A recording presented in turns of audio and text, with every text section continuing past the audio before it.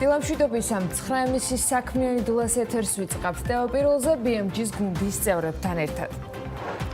2020 წლის სახელმწიფო ბიუჯეტში ცვლილებების პროექტი პარლამენტს დღეს წარადგინება, იქამდე პრემიერ-მინისტრი წარადგენს ამ ცვლილებებს. ირაკლი კოზანაძე ამბობს, რომ გათვალისწინებული იქნება ამ პროექტში ყველა პროგრამა, რომელიც დაკავშირებულია ახალ კორონავირუსთან, საქართველოს მოქალაქეების ჯანმრთელობის დაცვასა და სოციალურ უზრუნველყოფასთან დაკავშირებით. ტურიზმის ეროვნული ადმინისტრაციის ხელმძღვანელი ამბობს, რომ ინდუსტრია ეტაპობრივად ფრთხილად გაიხსნება. მარიამ ქრივიშვილის განმარტებით სასტუმრო ჯერ უნდა შემოწმდეს დაკმაყოფილოს ყველა ის სტანდარტი, რომელიც განსაზღვრულია COVID-19-ის წინააღმდეგ რეგულირებული დოკუმენტის ფარგლებში და მიიღოს ნებართვა. მხოლოდ ამის შემდეგ ექნებათ მათ განთავსების ობიექტს მუშაობის საშუალება შიდა თუ საერთაშორისო მოგზაურების სამასპინძლოდ. ეკონომიკის გახსნის პროცესის ფარგლებში ჯანდაცვის სამინისტროს შრომის ინსპექტირების დეპარტამენტის უფროსი აღნიშნავს, რომ შემუშავებული აქვთ სპეციალური გაიდლაინები და რეკომენდაციები, როგორ უნდა იმუშაონ უსაფრთხოდ ამ ტიპის ობიექტებმა. ეკონომიკის გახსნის პირობებში წესები ყველასთვის და ყველგან მნიშვნელოვანია. სასტუმროების გახსნაზე და უსაფრთხოების წესებთან დაკავშირებით კითხვებზე მაია სიდამონიძე, პროთეო ჯორჯიას მმართველი პარტნიორი, მაგაც ხომელიძე, სიბისთაალ თბილის ცენტრის და მერკურ თბილის ოლთაუნის დირექტორთან გეგმავს საუბარს. ტურისტებს ადგილზე გემრიელ ყავას თუ დავახვეტრეთ და სამშობლოში დაბრუნებულები მიამას კაფსულებს თუ გამოიწერენ კიდეც, ამას არაფერი აჯობებს. კომპანია მიამამ პირველი ბრენდული სივრცე გახსნა. საბურთალოს City Mall-ში მდებარე მაღაზია მომხმარებელს 15-მდე განსხვავებული სახეობის ევროპულ და ამერიკულ ყავას სთავაზობს. მამუკა კავთელიშვილი მიამას კომერციული დირექტორი შემოგვიერთდება დღეს სიახლეებით სტუდიაში. ყავასთან ერთად კონკრეტული საგანმანათლებლო სივრცის დახვედრებაც მნიშვნელოვანი უნდა იყოს. სექტემბრიდან ქუთაისის საერთაშორისო დონის სასწავლებელი პირველ სტუდენტებს მიიღებს. რატომ უნდა ავირჩიოთ ქუთაისის უნივერსიტეტი და როგორ ხვდებიან წელს სტუდენტებს? აკაკი ხელაძე, ქუთაისის საერთაშორისო უნივერსიტეტის მენეჯერის პროგრამის პროფესორი არის საქმიანი დილის სტუმარი დღეს გადაცემის მესამე ნაწილში. ეჯაილის ერთი წელი, რომელმაც რამდენიმე წლის გამოწვევა და გადასალახი პრობლემა დაიტია ამ 12 თვეში, მათ შორის პანდემიაც. TBC მეჯაილ ტრანსფორმაცია 2019 წელს დაიწყო და ახლა ერთი წლის თავზე ამ პრინციპით სათაო ოფისის ძირითადი ნაწილი და სრულად IT მიმართულება უკვე სწორედ ამ მიმართულებით მუშაობს. ინგა ყელაურაძე, TBC-ის ეჯაილ ტრანსფორმაციის ლიდერი, ამ ერთი წლის მონაგარით გვერდება საქმიანი დილას სტუდიაში.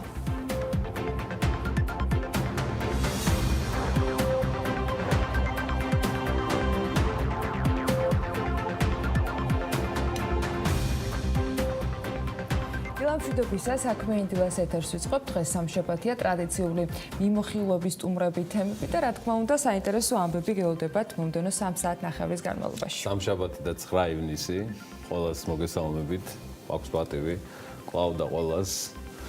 წარმოგიდგინოთ საქმიანი დილა ტელეპიროლზე, რომელიც თქვენთვის ყოველ სამუშაო დღეს 8:25 წუთზე იქოქება. მე გიორგი ისაკაძე ვარ და მის უცვლელ წამყვანთან ანა ლაპიაშვილთან ერთად წარმოგიდგენთ ამ ტელეპროექტს, რომელსაც ბიზნეს მედია საქართველოს გუნდი ამზადებს. გადავხედოთ ამბებს, რომელიც მიმდინარე კვირაში ევროპასა და შეერთებულ შტატებში, ანუ ძალიან მნიშვნელოვანი გადაწყვეტილებების მიღებას ელოდებიან, როგორც ფისკალური ძირითადად მაინც ფისკალური პოლიტიკის თვალსაზრისით ჩანიშნულია რამდენიმე შეხვედრა, მათ შორის ევროჯგუფის, ევროკავშირის ფინანსთა მინისტრების და შეერთებული შტატების ფედერალური სარეზერვო სამსახურისა. გარდა ამისა, მოსალოდნელია გარკვეული ტენდენციებიც გამოსაკვეთად ამ გადაწყვეტილებების კვალობაზე გლობალურ ეკონომიკაში. მე რამდენიმე შემოგთავაზებთ მხოლოდ მიმდინარე კვირაში მოსალოდნელი მთავარი ეკონომიკური მოვლენებიდან. უფრო დეტალურად ცხადია, ვიდრე შემოგვიერთდება თავად დავით ნიშნიანიძე, რომელიც გალტენ ტაგარტის საბიუჯეტო მიმართულების ხელმძღვანელი გახლავთ. ეს დაახლოებით 10-ის ნახევარზე იქნება, როცა დავითი იქნება ჩვენთან ჩართვაზე სტუდიაში. მანამდე კი შეერთებული შტატების ფედერალური სამსახურის შეხვედრა გაიმართება. ელოდებიან, რომ ამერიკის ცენტრალური ბანკი მონეტარული პოლიტიკის შესახებ განცხადებას გააკეთებს და განცხადება იქნება 1 აპრილში გამართული შეხვედრის შემდეგ, როდესაც სარეზერვო სამსახურის ხელმძღვანელმა ჯერომ პაუელმა აღნიშნა, რომ შეერთებული შტატების ეკონომიკა შატდაუნის ტვირთს წელიწადზე მეტხანს იგრძნობს. საინტერესოა რა განცხადებები გაკეთდება ამჯერად ინვესტორები ფედერალური სარეზერვო სამსახურების შეხედულებებს ეკონომიკურ პროგნოზებთან დაკავშირებით მოუთმენლად ელიან და ეს ეგრევე ისახება მიმართებებზე. მნიშვნელოვანია კრისტინ ლაგარდის გამოსვლაც და ევროზონის მონაცემები, ევროპის ცენტრალური ბანკის პრეზიდენტი ქალბატონი ლაგარდი ონლაინ გამოსვლისას ის ევროპარლამენტის ეკონომიკური და მონეტარული საკითხების კომიტეტის წინაშე წარს დგება. კანონმდებლებს ექნება შესაძლებლობა დასვან შესაბამისი კითხვები და მათ შორის ბონდების შესყიდვების შესახებ დაჩქარებულ პროგრამასთან დაკავშირებით, რომელიც ბოლო პერიოდში განსაკუთრებით აქტუალურია. იქნება აუცილებლად ამ კვირაში ახალი მონაცემები ჩინეთის ვაჭრობაზე. გუშინ წინ გამოქვეყნებულმა მონაცემებმა აჩვენა, რომ ამ ქვეყანაში წარმოებულ პროდუქციაზე გლობალური მოთხოვნა კვლავ სუსტია და ჩინეთის ექსპორტის მაჩვენებლება მაისში საბოლოო ჯამში არ აჩვენა ისეთი პოზიტივი, ის მაინც დაბალი იყო, შესაბამისად მოსალოდნელია, რომ ჩინეთში აღნიშნული მონაცემები მიმდინარე წელს ჯამურად არ იქნება სახარბიელო და ინვესტორები ელოდებიან, რომ მიმდინარე კვირას ეს მონაცემები მათ შორის აისახება საფონდო ბირჟაზე.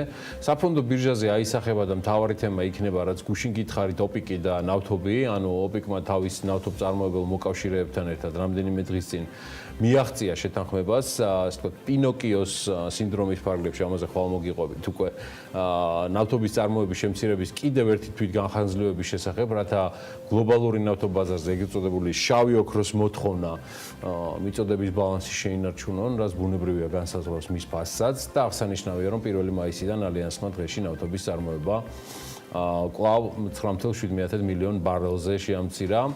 ეს შემცირების კვოტა 1 ივლისიდან ცოტა დაიკლებს და მიმდინარე კვირის კი ელოდებიან, რომ ეს ფასები, ანუ ნავთობის ფასები კიდევ უფრო დასტაბილურდება. WTI-ის ნავთობი $40 ფარგლებშია, ბრენტი უკვე 43-ს გადაცდა დოლარს ბარელზე. მიმდინარე კვირას დაგეგმილი ევროჯგუფის, ევროკავშირის ფინანსთა მინისტრების შეხვედრები შესაძლოა ის დაეთმოს ბოლო ეკონომიკური მაჩვენებლებს ევროკავშირის ტერიტორიაზე. შენ ხარ ჩემი ბატონი, მიმდინარე კვირას გერმანიასა და საფრანგეთში, ასევე რომლებიც ევროპული ბლოკის სამყარო ეკონომიკის მქონე ქვეყნებია, გამოქვეყნდება აპრილისთვის იმპორტ-ექსპორტის მონაცემები და ასევე სავაჭრო ბალანსი.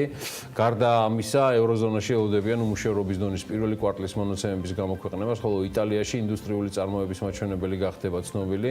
გარდა ევროკავშირის წევრი ქვეყნებისა, სავაჭრო ბალანსის აპრილისთვის მონაცემებს მიმდინარე კვირას გამოაქვეყნებს რუსეთის ფედერაციაც, ასევე ბრიტანეთი. სამხრეთ კორეა კი უმუშევრობის დონის მაისისთვის მონაცემებს გაასაჯაროებს უკვე, სადაც ნაკლებად მოსალოდნელია რაიმე დრამატული ცვლილებები და ძალიან საინტერესოა დიდი ბრიტანეთის მთლიანი შიდა პროდუქტის მონაცემები წინა წლის მაჩვენებელთან შედარებით და ბოლოს ალბათ აი ამ პალიტრას მიმდინარე კვირაში ანალიტიკოსებისთვის შეკრავს სამხრეთ აფრიკის რესპუბლიკის ოქროს წარმოების მაჩვენებლები. ეს ძირითადად მარტისთვის მაჩვენებლები იქნება და ამ მონაცემებით გაირკვევა თუ რამდენად აისახა ოქროს მოპოვებაზე პანდემია იგივე სამხრეთ აფრიკაში, სადაც კორონავირუსით დაინფიცირების მაჩვენებელი ზრდადია, იმან 48,000 გადააჭარბა. ისე რომ იცოდეთ, ჯამში ყველაფერი ამ დასაწვავი კორონავირუსის გამო ხდება და 7 ივნისის მდგომარეობით სოფლიოში სულ 12 ქვეყანა დარჩა, სადაც ამ დრომდე COVID-19-ის არც ერთი შემთხვევა არ დაფიქსირებულა. სიაში შემავალი ქვეყნების ნაწილში შესაძლოა ვირუსი გავრცელებელია, როგორც ამ ბევრჯერ მომიყოლია და ამას არ აღიარებენ და სავარაუდოდ ესეთი არის კვლავ ჩრდილოეთ კორეა, რომელიც ჩამონათვალში შემავალი ყველაზე ხალხმრავალი ქვეყანაა. მეორე ყველაზე ხალხმრავალი ქვეყანა თურქმენეთია, რომელიც ჩრდილოეთ კორეის მსგავსად განსაკუთრებული გამჭვირვალობით ან ღიაობით მონაცემებზე არ გამოირჩევა. სიის დანარჩენი წევრები ძირითადად წყნარი ოკეანის მიკროსახელმწიფოებია, ნაურუ, ტონგა, ვანუატუ და სხვა ქვეყნები. აი ეგერ არის ქვეყნების ჩამონათვალი, სადაც ნულია ოფიციალურად დადასტურებული COVID-19, ეს არის ჩრდილოეთ კორეა, თურქმენეთი, როგორც გითხარით, სოლომონის კუნძულები, ვანუატუ, აგერ ჩამონათვალი, ვანუატუ, სამოა, კარიბატი, მიკრონეზია, ტონგა, მარშალის კუნძულები, პალაუ, ტუვალუ, ნაურუ, რომელსაც დაახლოებით 11,000 მოსახლე ცხოვრობს, რომელიც ჩვენი გდანის მიკრორაიონის ალბათ ერთი ბლოკის ტოლფაზია. ჯანმრთელობა საქართველოს და წინსვლა მსოფლიოში COVID-19 ინფიცირების სულ უკვე 6.5 მილიონს გადაცდა შემთხვევების რაოდენობა, აქედან გამოჯანმრთელებულთა რაოდენობა 3,100,000-ია, გარდაცვლილთა რაოდენობა 401,000 გადაცდა. ვითარება კვლავ რთულია სამეზობლოში, ისევე როგორც გუშინდელმა მეტად შერბილებულმა და შეზღუდვების მოხსნამ არ უნდა დაგვავიწყოს და მზითაც არ უნდა გავთამამდეთ დიდად, რჩება მთავარი გამოწვევა საქართველოს წინაშე. გარდა მიმდინარე თემებისა, ჩვენ საკმაოდ რთულ ვითარებაში ვართ გარშემო, იგულისხმება თითქმის ყველა კი არა და 4-ვე ჩვენ სამეზობლოში საკმაოდ მზარდი და მძაფრი ვითარება არის კორონავირუსთან დაკავშირებით და ამიტომ არ უნდა გავთამამდეთ. სისუფთავის, ოთახის თუ პირადი ჰიგიენის დაცვა და პირბადეები ხდება უმთავრესი თემა. ეს განსაკუთრებით ეხება დახურულ სივრცეებს. მე გიდასტურებთ, რომ ძალიან მიჭირს და ხშირად მეშლება ხელიც და ფეხიც იგივე მისალმებისას მეგობრებს თუ ნაცნობებს უცნობებთან ხან მაჯას ვიყენებ, ხან მუშს, რომელიც თვალს სწორად ნაკლებად მგონია, მაგრამ ხან კაიმერელი აზნაურივით მივესალმები ყველას და იმედია ჩვენებიც გამომიმუშავდება მაქსიმალურად, რასაც თქვენც იგივეს გისურვებთ, რა თქმა უნდა, ჯანმრთელობასთან ერთად. SARS-CoV-2 რომ არსად წასულა და მისგან მომდინარე COVID-19 საკმაოდ რთულ დღეში აგდებს სოფლიოს, რომელიც ჯერ კიდევ სწავლობს ამ ვირუსს, მაგრამ რაიმე კონკრეტული და ხელშესახები სიახლეები ვაქცინაზე წამალზე არ არის და ეს სასწაულიც ჯერ არ დამდგარა. შესაბამისად, ჩვენ ვართ მიმდინარე ვითარებაში, როცა ვაკვირდებით ფარმაცევტები რას აკეთებენ და როგორ შრომობენ სხვადასხვა ლაბორატორიები 24 საათის განმავლობაში მსოფლიოში ამ თემაზე. ხო, მაგრამ ერთი ამბავიც მინდა გითხრათ, იცით რომ ეს თემები უფრო მესმის და თან მაინტერესებს, ვიდრე თქვა დებატები ან მოწყვეტა ყოველდღიურობისგან ჩვენი ექიმებისა, ეპიდემიოლოგებისა, იმუნოლოგებისა თუ სხვებისა, ჩემო ბატონო. აი რაც ეხება ამ სფეროში, ანუ ჯანდაცვაში რეფორმა წოდებულ პროცესებს, ამაზე ჩვენი მედია პლატფორმა ყოველთვის ღია იქნება სამედიცინო კლინიკებისთვის, ზუსტად ისე როგორც ღია იყო პანდემიამდე. ცხადია მათ შორის პროფილური უწყებებისთვისაც, ჯანდაცვის სამინისტროს სახით, რომელიც მაინც მდგრად მდუმარებას არჩევს. მე ხა გულისხმობ სტუდიურ განმარტებებს, თორე სამინისტროდან ან ინგო როყვაშვიდიდან კომენტარები ნახეთ კიდეც გასულ კვირაში ქალბატონი მინისტრისა, რომელმაც სრულად გასცა პასუხი პრესკონფერენციაზე დასმულ ჩვენ შეკითხვებსაც. აი თემა კი ნამდვილად სერიოზული მაქვს მოსაყოლი და თუ ეს ამბავი შედგა, ეს იქნება მსოფლიო ბიზნესისა და ჯანდაცვის ისტორიაში უმსხვილესი ბიზნეს გარიგება. მოკლედ, შვედურ ბრიტანულმა კომპანიამ AstraZeneca-მ ეს უმსხვილესი ფარმაცევტული კომპანია თავის კონკურენტ ფარმაცევტულ ამერიკულ კომპანია და მათ თქვენ იცნობთ Gilead Sciences-თან სურს გაერთიანება. მოკლედ ბრიტანულ-შვედურმა კომპანიამ Gilead-ს გასულ თვეს შესთავაზა და დაუკავშირდა და გამოთქვა ინტერესი ამ სავარაუდო გაერთიანებასთან დაკავშირებით და მეტი დეტალები ამ დროისთვის უცნობია, მაგრამ Gilead-ი, რომელიც ძალიან აქტიურად თანამშრომლობს საქართველოს მთავრობასთან და C ჰეპატიტის პროგრამაზე ჩვენი უმთავრესი და ერთადერთი პარტნიორია, აღნიშნული იდეა უკვე განიხილა თავის ჩვეულებთან ერთად, თუმცა რაიმე გადაწყვეტილებების შესახებ ჯერ უცნობია.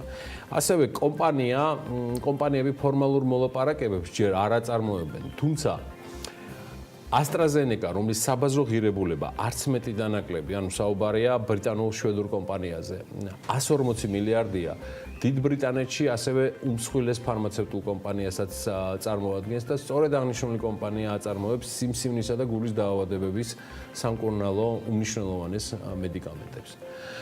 ჩვენთვის კარგად ცნობილი ამერიკული კომპანია Gilead-ის ღირებულება 100 მილიარდის ფარგლებშია. დაზუსტებული ცნობები, რაც ამ თემაზე არის, რომ ამ კომპანიის ღირებულება 96 მილიარდს შეადგენს და სხვა შორის ამ კომპანიის მიერ არის წარმოებული მედიკამენტი Remdesivir, რომელსაც სწორედ კორონავირუსის პაციენტებისთვის იყენებენ და იგი ერთ-ერთი ყველაზე, ასე ვთქვათ, იმედის მომცემი პრეპარატია ამ დროისთვის. წყაროების ნუ Gilead-ს არ სურს სხვა კომპანიასთან გაერთიანება ან გაყიდვა.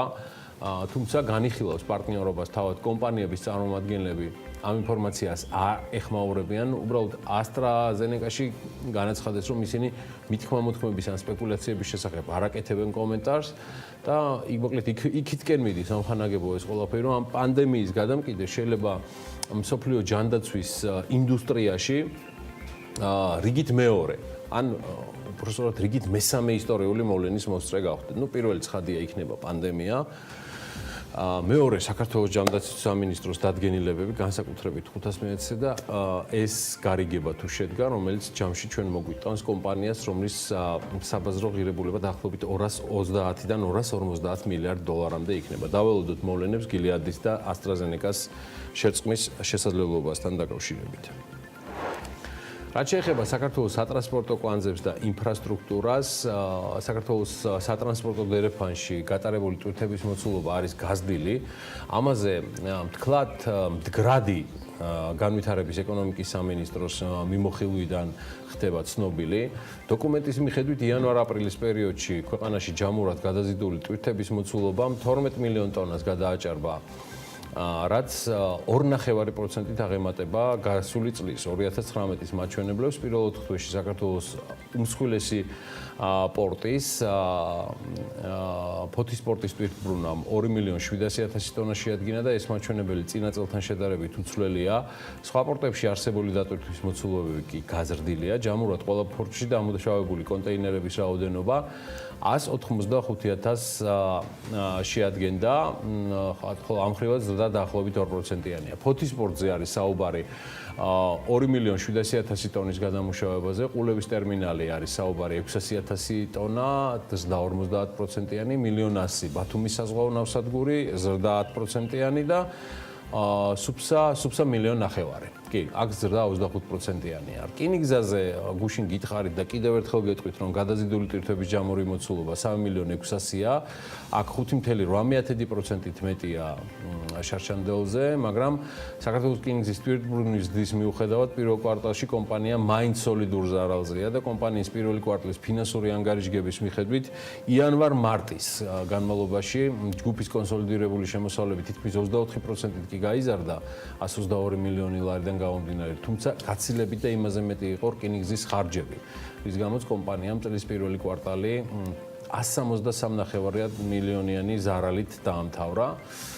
კონკრეტულად რა ხარჯებზეა საუბარი, მე ვერ გეტყვით, თუ არ ჩავთვლით იმას, რომ რკინიგზის სამსახურიდან არ გათავისუფლებულა 10,000 კაციანი კოლექტივიდან არავინ და ხელფასები, როგორც ვიცი, გაიცემოდა ჯეროვნად. სხვა ინფორმაცია ჩვენამდე არც მოსულა, სხვა რა ხარჯები დაემატა კომპანიას, რომ ესეთი ზარალი დაფიქსირდა, მოვიკითხავთ, მაგრამ ჩანს, რომ ის რაც ოფიციალურად თქმულია, ალბათ მთავარი მიზეზი ეს არის, რომ ხარჯების ზრდის მთავარი წყარო კურსთაშორისი სხვაობიდან მიღებული ზარალი იყო და ამ პერიოდის განმავლობაში კომპანიამ კურსთაშორისი სხვაობიდან გამომდინარე თითქმის 199 მილიონიანი ზარალი მიიღო. შესაბამისად, ეს თანხა საოპერაციო მოგებამ ვერ დააბალანსა და ფინანსურ შედეგებში 163 მილიონიანი ზარალიც აისახა. კურსის სტაბილურობა მიუხედავად იმისა, რომ რა ვიცი, ჩვენი ფინანსური პოლიტიკა და მოდელი მცურავი კურსის პრინციპებზეა დაფუძნებული, ეს რჩება ერთ-ერთ უმთავრეს გამოწვევად ქართული ბიზნესისთვის ბოლო წლების განმავლობაში. ჩვენ ვფიქრობთ, რომ საქართველოში ეროვნულ ბანკში, მთავრობასა და პარლამენტში არის საკმარისმეტი ინტელექტუალური რესურსი, რომ მცურავი კურსის პირობებში უზრუნველყონ ადგილობრივი ბიზნესისთვის და მომხმარებლებისთვის მეტნაკლებად სტაბილური და განჭვრეტადი ბიზნეს გარემო ბიზნეს პროცესების დაგეგმარების კუთხით. ბიზნეს საკმაოდ მეტი იმუნიტეტი აქვს უკვე გამომუშავებული, რომ აიტანოს მთავრობის პარლამენტის თუ მარეგულირებლების რთული გადაწყვეტილებები, რბილად რომ ვთქვათ, მაგრამ კურსის თემა სჭირდება ალბათ ცალკე მიმართება და ჩასხდომა, რადგან არსებობს მათ შორის რეგიონშიც მცურავი კურსის პირობებში ეროვნული ვალუტების სტაბილური კურსის მაგალითები და ეს მეტწილად კარგად კოორდინირებული ფულადსაკრედიტო და ჩარჩო სამთავრობო პოლიტიკას უკავშირდება.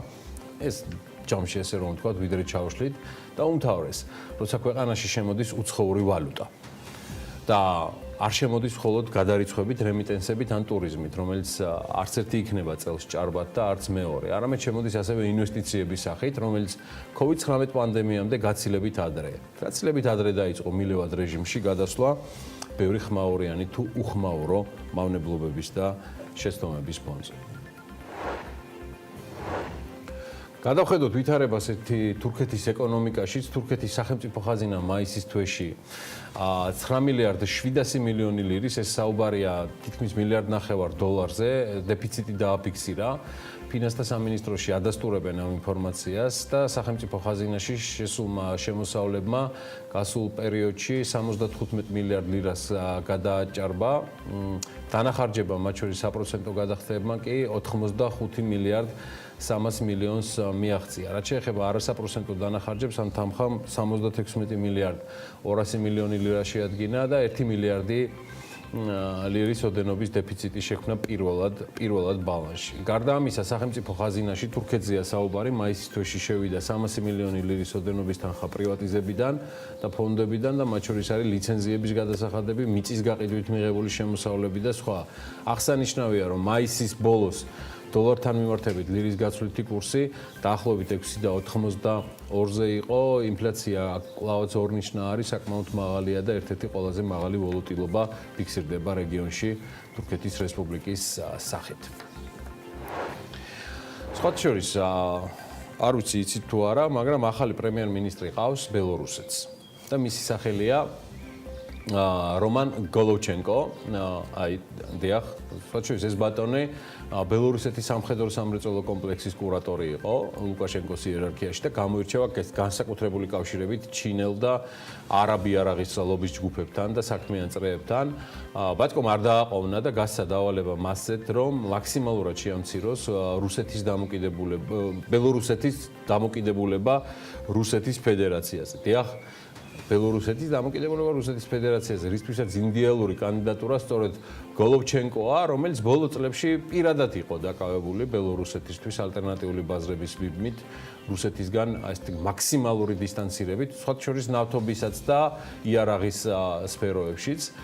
კლაიპედაში უკვე მიადგა ტანკერი ალტერნატიული ნავთობით. სულ რამდენიმე კვირის წინ, ეს 2 კვირაა მაქსიმუმ, რაც პრეზიდენტმა ლუკაშენკომ გაათავისუფლება სერგეი რუმასა, ყოფილი პრემიერ-მინისტრი და მთელი მინისტრთა კაბინეტის მიაყოლა და ყოფილი პრემიერი სუფთა ეკონომისტია და ფინანსისტი იყო ბანკერული წარსულით, როგორც გითხარით. მოქმედი პრემიერ-მინისტრი სახელმწიფო სამხედრო სამრეწველო კომიტეტს ხელმძღვანელობდა, არის სპეციალობით რუსებმა რო იციან თქმა ეს კადროვი დიპლომატია, თუმცა კარგაგვარიანად არის გაწაფული და ცნობილი მსოფლიოს იარაღის მოვაჭრე კომპანიებსა და წრეებში.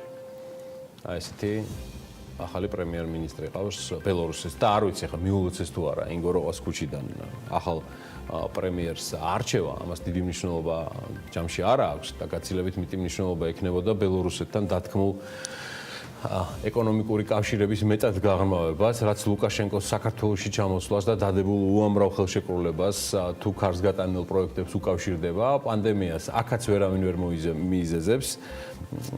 2 წლის წინ უნდა დასრულებულიყო ყველაფრის შესრულება და როდის მივიღეთ ბატკო ზარზეიმით საქართველოში და რაზე შეთანხმდით, გადაახვიეთ ვიდეოები და ის მეხსიერებად ჯერ უნდა აღიდგებათ. ვაგრძელებთ ჩვენ სერიას ერთის, რომელსაც Forbes-ისთვის ამზადებს ეკონომისტი ბესონ ამჩავაძე, რომლის გარეშეც ეს რუბრიკაც, ან როგორ გამდიდრდა არის სრულიად წარმოუდგენელი და მის სატელევიზიო ვერსიაზე კი ლევან თაღიაშვილი ზრუნავს. მათი ინტერესი ამჯერად კომპანია Nike-ა. ჩვენც ეს შევარჩიეთ და მოდი ახლა ერთად ვნახოთ სატელევიზიო ვერსია თუ როგორ გამდიდრდა Nike და დავტყბეთ ამ მორიგი ისტორიით. მერე მცირედი რეკლამაა და მალე დაგიბრუნდებით. ერთ-ერთი ყველაზე პოპულარული სპორტული ბრენდის ისტორია 1964 წლის 25 იანვარს იწყება, როცა სპორტსმენმა ფილ ნაიტმა და მისმა მწვრთნელმა ბილ ბაუერმანმა $500 Blue Ribbon Sports-ი დააარსეს. მაშინ მაღალი ხარისხის ფეხსაცმელს მხოლოდ Adidas-ი აწარმოებდა, თუმცა Nike-ის დამფუძნებლებს უფრო ხელმისაწვდომი პროდუქტის შექმნა სურდათ. ის იაპონური Onitsuka Tiger-ის დისტრიბუტორი გახდა ამერიკაში, თუმცა რამდენიმე წელიწადში მათი ურთიერთობა გაფუჭდა და კომპანიამ საკუთარი წარმოების ხაზი გახსნა. რებრენდინგის შემდეგ კომპანიას Nike დაერქვა. ცნობილი ლოგო კი კეროლინ დევიდსონმა შექმნა $35. მოგვიანებით მან 500 აქცია მიიღო საჩუქრად, რომელთა ღირებულებაც $1 მილიონი იყო. Nike-ის ფეხსაცმელს წარმატებით დაეხმარა ეგრეთ წოდებული ვაფლის ძირი, რომლის ინსპირაციაც ბილ ბაუერმანს მოაფიქრდა ვაფლის დანახვის დროს. 1980 წელს Nike უკვე საჯარო კომპანია გახდა. მისი აქციების გაყიდვით დამფუძნებლები მილიონერები გახდნენ. ფილ ნაიტის ქონება $180 მილიონამდე გაიზარდა. მისი წარმატების მთავარი საიდუმლო სარეკლამო კამპანია. ამის ერთ-ერთი მაგალითია Just Do It, რომელმაც Nike სერიოზულად გაზრდილი გაყიდვები მოუტანა. წინ გადადგმული ნაბიჯი იყო მაიკლ ჯორდანთან დადებული კონტრაქტიც. Air Jordan-ის გაყიდვები $3 მილიონი ნაცვლად $120 მილიონზე მეტი იყო. გზად ბუნებრივია სირთულეებიც არსებობდა. 1990-იან წლებში კომპანიას ინდონეზიაში დაბალი ხელფასების გადახდაში დადეს ბრალი. მას შემდეგ Nike-მა დასაქმებულთა ხელფასები თანდათანობით მნიშვნელოვნად გაზარდა. შემდეგ იყო წარმატებული კონტრაქტები როჯერ ფედერერთან, ტაიგერ ვუდთან, ლებრონ ჯეიმსთან და კობი ბრაიანტთან. ამას მოჰყვა გაფართოება 2002 წელს კომპანიამ Harley შეიძინა. 2004 წელს კი კონვერსი. 2015 წლიდან კი NBA სპორტული ინვენტარის ოფიციალური მიმწოდებელი გახდა. Nike-ის წარმატება მნიშვნელოვნად არის დამოკიდებული რეკლამაზე. შესაბამისად, ამისთვის არც რესურსები ენანებათ. 2016 წელს მხოლოდ რეკლამაზე Nike-მა $3 მილიარდზე მეტი დახარჯა. შედეგად 2019 წელს მისმა შემოსავლმა $39 მილიარდი შეადგინა, მოგებამ კი 4 მილიარდი. საბაზრო კაპიტალიზაცია კი $160 მილიარდია.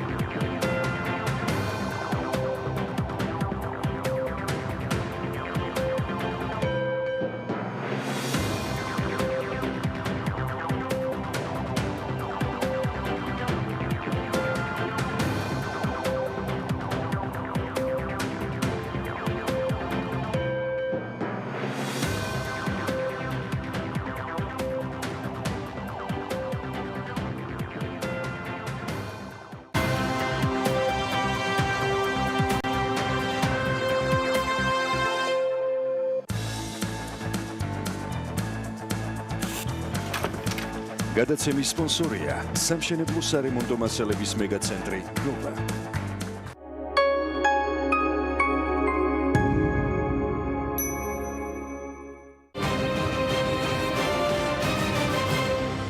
შეზღუდვები მოხსნილია, ბიზნესი გახსნილია, ცხოვრება თითქოს ძველ რიტმს უბრუნდება. გადაიარა თუ არა ქვეყანაში კორონავირუსის საფრთხე. დამშვიდდებით იმითი, რომ ჩვენ ქვეყანაში არის ასე ვთქვათ, მხოლოდ ერთეული შემთხვევები. ეს ერთეული შემთხვევები ნიშნავს იმას, რომ კორონა ასად არ გამქრალა. რა იქნება ზაფხულში? გვეშინოდეს თუ არა პანდემიის ხელახალი აფეთქების რეაქციას დღეს ყველაზე მნიშვნელოვანი რჩევებით დაავადებათა კონტროლის ეროვნული ცენტრის ხელმძღვანელი ამირან გამხრელიძე გახსნის, რა უნდა ვიცოდეთ ზაფხულისთვის. მოქალაქეების 47% ფიქრობს, რომ საჯარო მოხელეები თანამდებობებს ბოროტად იყენებენ. უმრავლესობა თვლის, რომ თანამდებობების პირებთან დაკავშირებული კომპანიები სახელმწიფო შესყიდვების პროცესში უპირატესობით სარგებლობენ. სხვანაირად არ არსებობს ეს ქვეყანა. მიიღებს თუ არა თანამდებობას, თავის ნაცნობობა ირგვლივ. ფანტასტიკური სახლებს იშენებს ხალხი.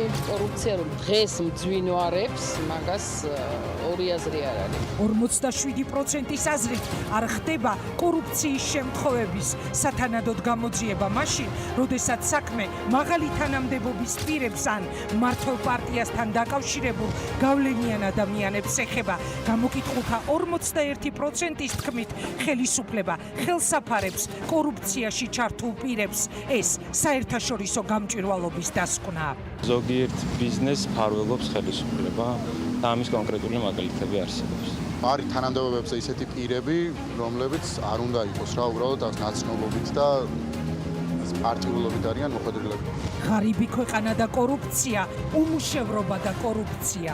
ეს საქართველოა და რა თქმა უნდა ყოველთვის იქნება. ნებისმიერ სახელმწიფო ინსტიტუტში კორუფცია არსებობს. კორუფციაში რო არის მთავრობა ჩაფრული, ამას ორი აზრი არ არსებობს ამაზე. და ესენი მდიდრდებიან, ეს არ შეიძლება ხალხს მიხედონ. დროა დავიწყოთ კონკრეტულ შეკითხვებზე, კონკრეტული პასუხების მოსმენა, ვის როგორ წარმოუდგენია თქვენთვის სასიცოცხლოდ მნიშვნელოვანი პრობლემების გადაჭრა, პოლიტიკოსები და რეალობა. მედიკამენტებს შეიძენენ, რაც სიცოცხლისთვის აუცილებელია და იკვებებიან შრალპურზე და წყალზე. ნაბისყუდე სკოლებში ეძებენ კურსს ხალხი. საშუალო ფენა და დაბალი ფენა. მარტო მუშაობს რომ აი შიმშილით რომ არ მოკვდეს. რა უნდათ, რაზე გვესაუბრებიან, რას გვპირდებიან და სინამდვილეში რა გვჭირდება ჩვენ დარჩა თუ არა ხალხი გაღმანა პირზე. ნაგავში იქეგენ ხალხი და რიგები დგას უდნუებზე. 20% მოსახლეობის ცხოვრობს ნორმალურად, არ შეას. და დარჩენი 80% მე ვფიქრობ, რომ შეერია და უმუშევარია.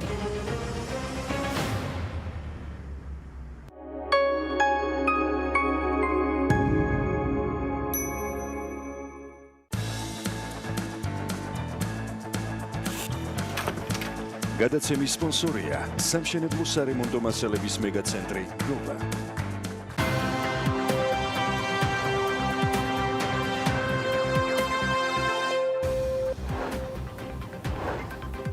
შრომის ინსპექტირების დეპარტამენტის უფროსის ბექა ფერაძის განცხადებით, ჯანდაცვის სამინისტროს შრომითი ინსპექციის მხრიდან საგანგებო სიტუაციების დროს 10,000-ზე მეტი კომპანიაა შემოწმებული. სასტუმროებს კიდევ ერთკვირიანი ვადა აქვთ, რომ ინსპექტირება მოითხოვონ და შრომის ინსპექციას სრულად უსასყიდლოდ შეამოწმებს. არსებობს მზაობა ამისათვის, რამდენად აქვთ დანერგილი მათ სტანდარტები, რომელიც შესაბამისი უწყების მხრიდან არის მოთხოვნილი.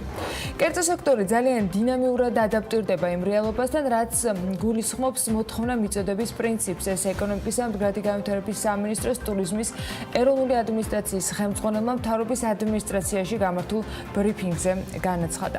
შინაგან საქმეთა სამინისტროს ინფორმაციით, საგზაო მოძრაობის უსაფრთხოების უზრუნველყოფის მიზნით თბილისსა და ქვემო ქართლის რეგიონში რუსთავის მუნიციპალიტეტის ტერიტორიაზე საავტომობილო სიჩქარის კონტროლის კიდევ 6 ახალი სექცია ამოქმედა. აჭარაში მოქმედ საგზაო კომპანიებს, რომლებიც საგანგებო მდგომარეობას ვერ გაუძლეს და ვერ შეძლეს განსაზღვრულ ვადებში სამუშაოები შეესრულებინათ, პირგასამტეხლო არ დაეკისრებათ.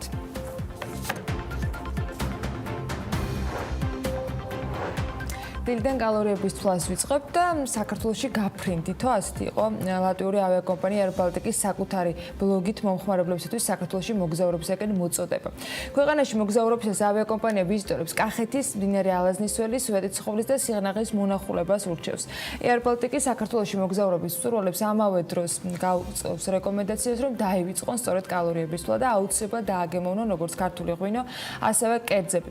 ავიაკომპანიის რჩევები მოგზაურთათვის საგარეო საქმეთა სამინისტროს გაფრთხილებასაც შეიცავს, რომელიც COVID-19 პანდემიის პირობებში უსაფრთხოების პროტოკოლს ეხება.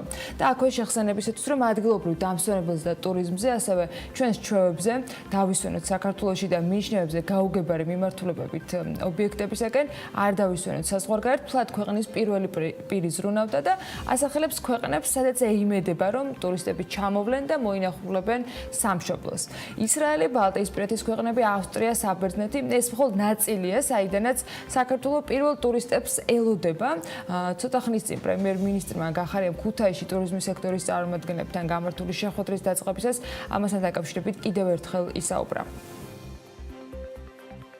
რაც შეეხება ამ ორ მხრივ შეთანხმებებს კონკრეტულ სახელმწიფოებთან, საიდანაც ჩვენ ვიწყებთ პირველი გვაქვს რეალური შანსი პირველი ტურისტები მივიღოთ. ეს არის ისრაელი, ეს არის შემდგომ ბალტიისპირეთის ქვეყნები, ჩეხეთი, უნგრეთი, საბერძნეთი, ავსტრია და მე უკვე მივყვებით ჩვენი ძირითადი ამოცანა არის ახლა რომ ის რაც ჩვენ შევძელით ინფექციის და ეპიდემიის გავრცელების რისკების მართვაში ეს ნელ-ნელა გადავთარგმნოთ კონკრეტულ ეკონომიკურ შედეგებში და კონკრეტული ეკონომიკური შედეგი არის ჩამოსული ტურისტების რაოდენობა. ეს არის და ეს. ამიტომ ეხლა ჩვენ ერთმანეთზე ვართ დამოკიდებული. მე ვარ თქვენზე დამოკიდებული, თქვენ ამ წესებს როგორ დაიცავთ და თქვენ ხართ მთავრობაზე დამოკიდებული ჩვენ რა რაოდენობით და როგორი სუფთა კოვიდის თვალსაზრისით ქვეყნებიდან ჩამოვიყვანთ ტურისტებს, რამდენად ორგანიზებულად. ხო. პარლამენტის დარგობრივი ეკონომიკის და ეკონომიკური პოლიტიკის კომიტეტის თავმჯდომარე რომან კაკულია მიიჩნევს, რომ პირვატების ტარებასთან დაკავშირებით ჯარიმის დაწესება აუცილებელიც არის და ადეკვატურიც. მე მგონი ადეკვატურია ჯარიმები, ვფიქრობ მოსახლეობის ნაწილმა გაიაზრა საფრთხე და წინ არის კიდევ საკმაოდ გაურკვეველი პერსპექტივა. ამიტომ ვფიქრობ, არის ადეკვატურის და აუცილებელიც ამას ამბობს რომან გაგულია გამოპროექტზე, რომელიც მისმა კოლეგამ ტანაპარტიელმა ანრი ოხანაშვილმა მოამზადა. ბატონი გაგულია ასევე წუხს სახელმწიფო ბიუჯეტის ცვლილებების პროექტზე, რომ კარგი იქნებოდა 2020 წლის ბიუჯეტში ცვლილებების პროექტი ადრე წარდგენილიყო, თუმცა რეგლამენტის მიხედვით ვადებში დრამატული ცვლილება არც ახლაო. დრამატული ნამდვილად არ არის, რადგან ალბათობა იმისა, რომ წინა საარჩევნოდ პანდემიის მომიზეზებით ეს იქნება რაიმეთი უკეთესი ბიუჯეტი და ამის რაიმეთი უკეთესი ბიუჯეტი გნებავთ ინსტიტუციონალური, მუხლობრივი თუ სახარჯო თვალსაზრისით, ამის მოლოდინები პირდაპირ გეტყვით, რომ ბიზნეს პრაქტიკულად არ აქვს. და ის რომ დღეს დაახლოებით 2 საათში უკვე ყოველს ოფიციალურად ეცოდინება ამ ბიუჯეტის ძირითადი მიმართებები, ეს უკვე გუშინდელი და ანონსებული ამბიდან არის. დიახ, 10 საათზე პრემიერ-მინისტრი წარმოადგენს 2020 წლის ბიუჯეტის პროექტის ცვლილებებს. არადა მოლოდინებს, რომელზეც მე ვსაუბრობ, განსაზღვრავს ბევრი რამ. მათ შორის, რო გავაგრძელო წინა თემა, კანონმდებლობის ქცევაც, რომლებმაც დახურული შეხვედრა მოაწყეს ქვეყნის ეკონომიკური გუნდის, სამთავრობო გუნდის ნაწილთან, დახურული შეხვედრა, თითქოს რა ვიცი, Falcon მე-10 და Falcon 10 აგზავნიდნენ მარსზე, აი ამის რაღაცა ეტყობა ამაზე მსჯელობდნენ. იმ ფონზე რომ ქვეყნის ნომერ პირველი პრობლემა SARS-CoV-2-თან ერთად ნამდვილად არის ეკონომიკა, როცა საგანგებო ვითარებაში პარლამენტი პრაქტიკულად გასული იყო მომსახურების ზონიდან და მხოლოდ სამხრივად იღებდა ინფორმაციებს კომიტეტის თავმჯდომარეების დონეზე. ცალხრივად, რადგან ამის გაზიარება არ ხდებოდა ამ მომრჩევლებისთვის და ხდებოდა მხოლოდ საკუთარ კომფორტულ მედია სივრცეებში. ამის შემდგომ არის გადაწყვეტილება, რომ ეს შეხვედრა ყოფილიყო დახურული. დახურული იმ პირობებში, როცა სახელმწიფო გუნდს ისედაც სელექციურად აქვს ჩაკეტილი კომუნიკაციები მათთვის მიუღებელ მედიებთან, BMG-ს აქვს გამონაკლისები და ვიტყვი გასაგებად, რომ არასდროს მომერიდება, ან დამეზარება, ან უფრო თქვენთვის გასაგებენაზე ვიტყვი, ან ჩავიყობ ჯიბეში ხელს, რომ არ უთხრა მადლობა მათ პარლამენტიდან და მთავრობიდან, ვინც გვეკონტაქტება. მაგრამ საბოლოო ჯამში ჩვენზე დიდად ნუ დარდობთ. სათქმელს ეკონომიკასთან და ფინანსებთან დაკავშირებით ვიპოვით. ეჭვი მაქვს გაცილებით ხარისხიან, ვიდრე თქვენ. მაგრამ ეკონტაქტეთ გადასახადის გადამხდელებს და მიაწოდეთ ინფორმაცია მათ მიერ დასმულ კითხვებზე. მიაწოდეთ საქმიანად და პასუხისგებლობით. მორიგ შეხვედრას დახურულ ფორმატში, რომელსაც ასევე ოპოზიციის წარმომადგენლები ესწრებოდნენ, ის საბოლოო ჯამში აღმოჩნდა, რომ მხოლოდ მედიისთვის იყო დახურული იმ ორი სამინისტროსთვის და პარლამენტის წევრებისთვის, რომლებიც შეიკრიბნენ და რითი დაასრულეს ეს აღნიშნული შეხვედრა. ვიცით, მაგრამ მისი დანიშნულება არის ძალიან მარტივი, ალბათ არაფრით. რაც ამ პარლამენტს ჩემი აზრით ცალსახად აკლებს დარჩენილ რამდენიმე პერსონიფიცირებულ ღირსების სენტიმენტს, ესეთი გადაწყვეტილებები და სხვა შორის მინდა ნამდვილად დავეთანხმო ბატონ რომან გაგულიას, რომელსაც ჩვენთან ეთერში აქვს ნათქვამი და მადლობა მას ამ კომუნიკაციისთვისაც. და ვისურვო, რომ მეტიც გავაკეთო ყველაფერი, როგორც რიგითმა საზოგადოების წევრმა, რომ შემდგომი პარლამენტი, აი ამაში დავესესხები ბატონ რომან გაგულიას, იქნება უკეთესი, მეტად პასუხისგებლიანი, კომპეტენტური და ნაკლებად პოლიტიზირებული. ზუსტად იმ პირობებში, რომ ეს კვლავ 150 კაციანი პოლიტიკოსი იქნება და პოლიტიზირებაში გულისხმობ მხოლოდ და მხოლოდ იმას, რომ ეს სელექციური შერჩევები საკომუნიკაციო თვალსაზრისით უკვე საკმაოდ რთულად აღსაქმელი ხდება თან იმის ფონზე, რომ თვალსა და ხელშუა ქართული ოცნება ვერ ხვდება, როგორ შეჭამა მოჭარბებული ძალაუფლების ჟანგმა ფორმაცია, რომელიც ეხლა ახალს და მრავალფეროვანს და ყველა ხმას ელის. სხვა შორის ეს უნდა ბიზნესს და უნდა მის ისევე როგორც მთელი საზოგადოების შეგნებულ ნაწილს, ბიზნესის შეგნებულ ნაწილსაც, რომ კოჰაბიტაციაში, რომელშიც შევდივართ უჩინარ და ღვთისპირისგან გადავარდნილ ვირუსთან, ასევე დავინახოთ ხილული და პასუხისგებლიანი ადამიანების მაგალითები, პოლიტიკოსების მაგალითებზე თუ როგორ მოხდება თანაცხოვრება ოქტომბრის არჩევნების შემდგომაც. ეს მოპატიეთ ემოციური გადასვლა და ეხლა ვაგრძელებთ ჩვენ საქმიანობას. პოლიტიკების გარეშე და პარლამენტის მხრიდან სამუშაო შედეგებზე 1-2 სიახლე სათქმელი მაინც გვექნება დღევანდელი ეთერის განმავლობაში, თუმცა რა თქმა უნდა ბიზნეს ამბებზე ვიდრე გადავალთ, სწორედ ბიზნესისთვის იქნება ეს სიახლეები. ზაგერ გაირკვა, რომ ანტიდემპინგური კანონის ამოქმედების ვადა 2021 წლის აპრილის 2021 წლის 1 ივნისი შეიძლება იყოს. გენადი არველაძე ამბობს, რომ ვადების კორექტირება მოხდება, რაც ბიუჯეტს და მოსაბადებელი პერიოდის საჭიროებას უკავშირდება. სამინისტროში გამოთქვეს იმედი, რომ ეს რეკომენდაცია იქნება გათვალისწინებული და მათ ექნება შესაბამისად დრო, რომ მომავალი წლისათვის ახალი თანამშრომლები აიყვანონ, დაატრენინგონ და შესაბამისი გუნდიც დააკომპლექტონ. აქვე განმარტებისათვის დაბნელობას და გაურკვევლობას რომ არ გქონდეს ადგილი, საკანონმდებლო ორგანოში ვაჭრობაში ანტიდემპინგური ღონისძიების შემოხების შესახებ კანონპროექტის ინიცირება გასულ წელს მოხდა და თავდაპირველი რედაქციით ეს კანონპროექტი ძალაში ჯერ კიდევ 2020 წლის იანვარში უნდა შესულიყო, თუმცა მაშინაც გადაიდო. ანტიდემპინგური ღონისძიების შემოხების შესახებ საქართველოს კანონით დაკისრებული უფლებების განხორციელებაზე პასუხისმგებელი CP კონკურენციის სააგენტო იქნება. უწყება ახალი სტრუქტურული ერთეულიც უნდა შექმნას, დახარჯოს რესურსი, აიყვანოს კადრები და მოკლედ იმუშაოს ამ მიმართულებით განსაკუთრებული მონდომებით. პარლამენტში განხილვებს და ოპოზიციებს, რომელიც ამ კანონის ამოქმედების მომხრეთა თუ მოწინააღმდეგეთა მხრიდან იყო, აუცილებლად მიუბრუნდებით. დავით ჯალახონია ესწრებოდა ამ განხილვებს და მხარეთა პოზიციებით შეგვიგროვა, თუმცა იქამდე პარლამენტში განხილულ კიდევ ერთ თემას და საკითხს უნდა დაუბრუნდეთ და დაუთმოთ ყურადღება. სავალდებულო პირბადეების ტარებას გულისხმობს ცხადია, რომელიც ახსენა კიდეც გიორგი, მთავრობა საწარმოების, ოფისების, სასტუმროების, მოკლედ ბიზნესების შემოწმებას იწყებს და უსაფრთხოების მიზნით მათთვის საინტერესოა გაკონტროლებული იყოს ოფისებში და სხვადასხვა დაწესებულებებში სანიტარული დასვენებები. მაგალითად, იზომება თუ არა სიცხე, დასაქმებულები მოწმდებიან თუ არა, მოკლედ თერმოსკრინინგით, ტარდება თუ არა სადეზინფექციო სამუშაოები დღის განმავლობაში ამდენჯერმე და ასე შემდეგ. ოფისები და სერვისები მიმწოდებელ ობიექტებში რამდენიმე კითხვის მოპასუხეები გახდებიან და ცხადია ეს კითხვები იქნება წინასწარაც ვიცით უსაფრთხოების ზომების შესრულებაზე. კითხვებს დაუსვამენ როგორც დასაქმებულებს, ისე დასაქმებულებს და ალბათ თანხმდრა უნდა იყოს აქ მნიშვნელოვანი თუ როგორ ხდება ამ კონტროლის ბიზნესი და რა პოზიციები აქვს დასაქმებულებს, ამას ნინი ლონგურაშვილი არ გვდა და მოდით ნახოთ სიუჟეტი ამ თემაზე. საქართველოს ჯანდაცვის სამინისტრომ გამოაქვეყნა კითხვარები, რომლითაც მთავრობა დაწესებულებებში უსაფრთხოების ზომების შესრულებას გააკონტროლებს. კითხვარები მომზადებულია იმ სფეროებისათვის, რომლისთვისაც ჯანდაცვის სამინისტრომ უსაფრთხოების გაიდლაინები შეადგინა. მათ შორის რესტორნებისთვის, სასტუმროებისთვის, ოფისებისთვის, სავარჯიშო სივრცეებისთვის და სხვა. რეალურ ცხოვრებაში იმ პირობებში, როცა მაგალითად დღის განმავლობაში მთელი დღე დასაქმებული არის ოფისში, აი რამდენად მოხდება ზედმიწევნით ამის დაცვა არის რთული.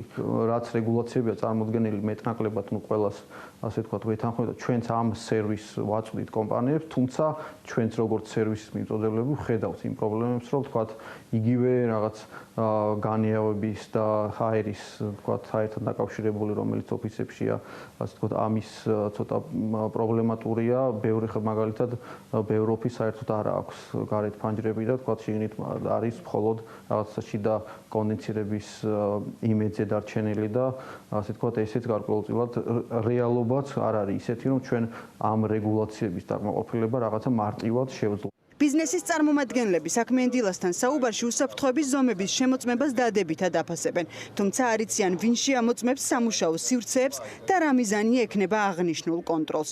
Toyota ცენტრი თბილისის დამფუძნებელი ჩვენთან საუბარში ამბობს, რომ მთავრობის მხრიდან მათ შემოწმებას არ უნდა ჰქონდეს ბიზნესების დაჯარიმების მოტივი.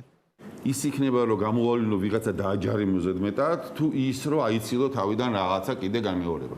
აი ამაში იქნება ძალიან დიდი სხვაობა. თუ იქნება მიზანი რომ ოღონდ ვინმე დაიჭირო და დააჯარიმო, ის იქნება არასწორი რა. და თუ იქნება მიზანი რომ იცი რა, აი კი დაგიჭირე მე შენ რაღაცას არ ღვე, მაგრამ მოდი ეხლა მე შენ ამას გაპატიებ, მაგრამ გთხოვ რომ ამის ვერე აღარ გა. ესე თუ იქნება მაგაზე ორივე ხელი თანახმად დაუჭირო მხარი. აი ნახოთ როგორ იქნება რა. ჩვენ აბსოლუტურად მზათა ვართ. დადებითად ვაფასებ, გამომდინარე იქიდან მეც მომხმარებელი ვარ. მომხმარებელი ვარ სალონის, მომხმარებელი ვარ მაღაზიის, მომხმარებელი ვარ სხვადასხვა რაღაცის, რომელიც შედიხარ და უნდა იყოს დარწმუნებული, რომ მე თუ სიცხე გამიზომეს, ისიც უნდა იყოს სიცხე გაზომილი თანამშრომელი, ისიც უნდა იყოს გადაკონტროლებული, რომ იქით ამ მხრიდან რამდენად კონტროლდება და რამდენად კაცრად კონტროლდება ყველა ამ დეტალის შესრულება, რომ ნამდვილად ეკეთოს პირბადე პირბადე ზუსტად ვიცოდე რომ რაღაცა პერიოდის მერე იცვლიან ნამდვილად ამ პირბადეს და ისევ თავიდან იკეთებენ და მაქსიმალურად კომფორტი რო შექმნან. იმიტომ რომ მიხვიდე, იმიტომ რომ შენთვისაც მნიშვნელოვანია რომ რაღაც მაღაზიაში შეხვიდე პროდუქტი იყიდო ელემენტარული და უნდა გესმოდეს რომ იქ ზუსტად ისევენად იცავენ როგორც დაუშვათ ჩვენ ამას ვაკეთებ ჩვენი ჯგუფის შემთხვევაში. საქმიანი დილის გადამღები ჯგუფის ინფორმაციით, როგორც დამსაქმებელთა ასოციაციის აღმასრულებელმა დირექტორმა გვითხრა, სამუშაო სივრცეების გაკონტროლება სხვადასხვა სტრუქტურების ჩართულობით მოხდება, რადგან ინსპექციას არ აქვს ის რესურსი, რომ ყველა სექტორის შემოწმება მხოლოდ მათ მოახერხონ. შემოწმებები იქნება, კონკრეტული გაიდლაინი არსებობს, მაგრამ არ ვიცი რამდენად გასაგებად და ზუსტად არის ჩანაწერი ყველა ბიზნესისათვის, იმიტომ რომ გასული კვირის პრაქტიკა აჩვენებს, რომ ძალიან ბევრი ბიზნესი სრულ გაუგებრობაში. აი ერთი მაგალითი შემიძლია მოგიყვანოთ, სულ რამდენიმე დღის წინ, როცა ერთ-ერთ კაფეში ადგილის დაჯავშნას ვცდილობდი, შესაბამისმა პერსონალმა მითხრა, რომ ადგილზე პირბადით უნდა მივსულიყავი. ლოგიკურია კითხვა, ფაქტობრივად, ქუჩის ტროტუარის სივრცეში პირბადით მისვლა რას ნიშნავდა, როგორ შეიძლებოდა საჭმლის ან თუნდაც ყავის შეკვეთა და შესაბამისად ამ შეკვეთით ტკბობა თუ პირბადე მეკეთებოდა. გულწრფელად რომ გითხრათ, ძალიან ბევრი კითხვა, იმიტომ დავსვი, რომ უბრალოდ მაინტერესებდა რა პასუხებს მივიღებდი. სხვათა შორის განმარტება და პასუხები იყო ძალიან სასიამოვნო გოგონას მხრიდან არ ყოველგვარ დაზარების გარეშე მოწოდებული და როგორც აღმოჩნდა ამ შემთხვევაში რეკომენდაცია იყო იმ სერიიდან, როცა უბრალოდ არ იყო იმ სერიიდან, როცა ამირან გამყრელზე მაგათად თქვა, რომ ჭამეთ, მაგრამ საუბრისას მაინც პირბადე გაიკეთეთო, რაც გულწრფელად ცოტა მეუცნაურება კიდეც, მაგრამ ასეთი არის პროფესიონალების რჩევები. სხვა მეტი რო არაფერი ვთქვათ, ძალიან უცნაური არის წესების დაცვა ისეთ კაფეებში, სადაც დისტანცია დაცული არის, ყველა კუთხით არის გათვალისწინებული რეკომენდაცია და ჯამში აღმოჩნდა, რომ უბრალოდ გეუბნებიან, რომ რაღაც ობიექტზე უნდა მიხვიდე პირბადით და სიტყვით ვიმეორე პასუხს, რომელიც ჩაკითხვების შემდეგ განმარტებად მივიღე, მაშინ როდესაც შესაძლოა საერთოდ არ ვიყო ასეთი ადგილის სტუმარი, მაგრამ იმ ადგილს ვიყენებდე იმისათვის, რომ ტროტუარზე გავიარო სხვა დანიშნულების ადგილამდე მისასვლად. ანუ ქუჩის ერთი მხრიდან მეორეზე გადასვლისას პირბადე უნდა მოვირგოთ და მაგიდასთან მისულებს შეგვიძლია რომ მოვიხსნათ. მოკლედ, ცოტა გაურკვევლობაშია ბიზნესი და ძალიან ბევრი მიმართულებით ჯერ კიდევ რჩება კითხვები, რომელიც უფრო სიფრთხილეს შიშს ან დაჯარიმების შიშს უკავშირდება. ჩემი ისტორიის მოყოლით კი დრო იმიტომ წაგართვით, რომ უბრალოდ ერთით გაუგებრობაში ვართ მოყოლილები და რომზე მეტი კათოლიკეობაც დიდად რომ არ ვარგა, ეს მინდოდა რომ კიდევ ერთხელ შემეხსენებინა. უნდა ჩამოვყალიბდეთ ბოლოს და ბოლოს ტურიზმისათვის ვიხსნებით და სტუმრების მასპინძლობა გვინდა თუ რაღაც კაფსულაში ვაპირებთ მათ შორის წილხვედრი მიწისშულები გამოკეტვას და ეს კითხვა გაჩნდა გუშინ და ეჭვიც მათ შორის იმის გამო, რაც ითქვა. აღმოჩნდა ისიც რომ არსებობს გაურკვევლობა ცოტა ეპიდემიოლოგებისა და ეკონომიკის გახსნაზე ორიენტირებულ ხელისუფლებას შორის, რადგან ჩამოყალიბებული როგორც ჩანს ჯერ მაინც არაფერი არ არის, პაატა ივნაძე მეჭვის ქვეშ დააყენა ის, რომ 1 ივლისიდან შეიძლება ტურისტები მივიღოთ. სახელმწიფო მოსვლა არ შეწყვეტილა არც ერთი წუთით მთელი ამ პერიოდის განმავლობაში. ისევე როგორც არ შეწყვეტილა ტრაილერების მოძრაობა არც ერთი წუთით მთელი ამ პერიოდის განმავლობაში. ისევე როგორც დღესაც გრძელდება სატრაილერო მიმოსვლა იმ ჩვენ მეზობელ ქვეყნებთანაც სხვათა შორის ძალიან ინტენსიური. ყველაფერი უნდა იყოს უბრალოდ კონტროლის ქვეშ. ტურისტების შემოსვლაზე არ არის ჯერ ლაპარაკი, ჯერ არის, ასე ვთქვათ, 15 ივნისიდან შიდა ტურიზმი იხსნება, 1 ივლისიდან გარე ტურიზმი გაიხსნება, ჩვენზე უკეთესად ტურიზმზე მოგახსენებენ, მაგრამ ყველაფერი იქნება მაქსიმალურად კონტროლირებადი. ანუ ტურისტი უნდა ჩამოდიოდეს და არ ეშინოდეს სად მოდის, ჩვენ არ უნდა გვეშინოდეს საიდანაც მოდის. 1 ივლისამდე ჯერ კიდევ შორია, 1 ივლისამდე ჯერ კიდევ შეიძლება რაღაცეები დალაგდეს, შეიცვალოს, გადალაგდეს, ასე რომ ყველაფერს მოგახსენებთ თავის დროზე. იმედია, კიდევ ახალ გაუგებრობას არ შევიტანთ ტურისტული სექტორისათვის თუ საავიაციო სფეროსთან დაკავშირებულ კომპანიების გეგმაში განცხადებებით, რომელიც ბევრ ცვლილებას გვიანონსებენ. თუმცა ისიც ლოგიკურია, რომ კითხვები ჩნდება, როცა რამდენიმე წუთის გამოშვებით ასეთ განცხადებებსა და კომენტარებთან ერთად ვისმენთ გეგმების შესახებაც, რომლის თანახმადაც ველოდებით ევროკავშირის რეკომენდაციებს თუ როგორ უნდა გაიხსნას წევრ ქვეყნებთან მიმოსვლა.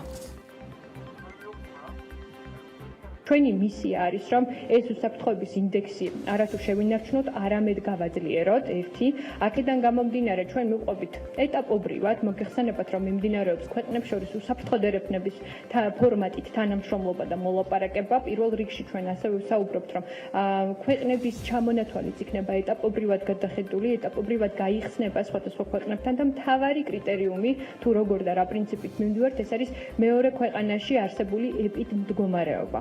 ევროკავშირის ქვეყნებთან ძალიან წარმატებულად მიმდინარეობს მოლაპარაკებები, თუმცა მოგეხსენებათ, რომ პირველ ეტაპზე ევროკავშირი მხოლოდ ევროკავშირის წევრ ქვეყნებთან ხსნის ტურისტულ ნაკადებს და ჩვენ ყველა ერთად, ისევე როგორც ევროკავშირის ქვეყნებიც, ელოდებიან ივლისის დასაწყისში ევროკავშირის ძირითად რეკომენდაციას, თუ როგორ უნდა მოხდეს მესამე ქვეყნებთან გახსნა. ისრაელი პირველი იქნება, ვისთან საჰაერო მიმოსვლაც განახლდება და მათ შორის აღდგება ტურისტული ნაკადების მიმოსვლა. ამ დრომდე ეს მოლოდინი ჯერ არ გადახედილა, მაგრამ ველოდებით კონკრეტულ დროს და დღეს, როდის შეძლებენ ადგილობრივებთან ერთად ტურისტები იმ სასტუმრო ინფრასტრუქტურით სარგებლობას, რომელთაც ესა თუ ის სამასპინძლე სექტორი თავიანთ სტუმრებს მომსახურების ფასს განუსაზღვრავს და მრავალფეროვნებას შესაბამისად. ცხადია, ამაში შედის აუზებით სარგებლობაც და არა მხოლოდ. ერთი რაც ვიცით, ყველაფერი თავის დროზე იქნება. ასეთ განმარტებებს ვისმენთ. სასტუმროებში არის ფიქსირებული სტუმრები, მხოლოდ სტუმრებისთვის არის ნებადართული და არა გარედან შესული ადამიანებისათვის.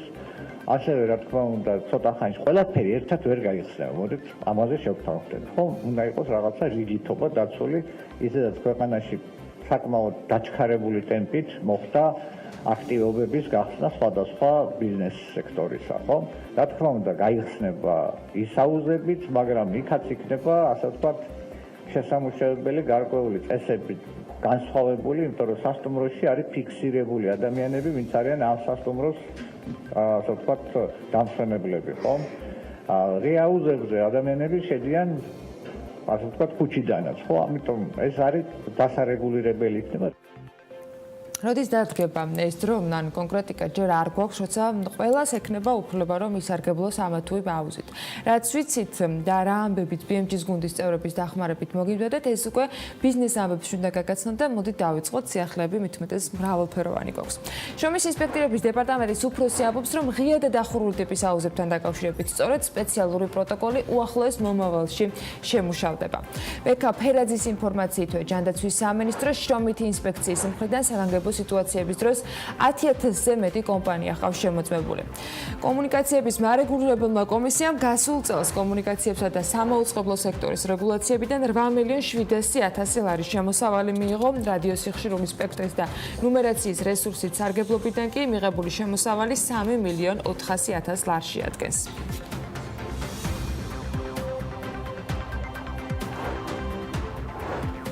ჯანდაცვის სამინისტროს შრომის პირობების ინსპექტორების დეპარტამენტის უფროსის განცხადებით, სარკინიგზო მიმოსვლის აღდგენისათვის რკინიგზას კონკრეტული მოთხოვნების დაკმაყოფილება მოუწევს. როგორც ფერაძემ მთავრობის ადმინისტრაციაში გამართულ ბრიფინგზე გუშინ განმარტა, პირბადის ტარება მგზავრებისათვის სავალდებულო ნებისმიერ შემთხვევაში იქნება.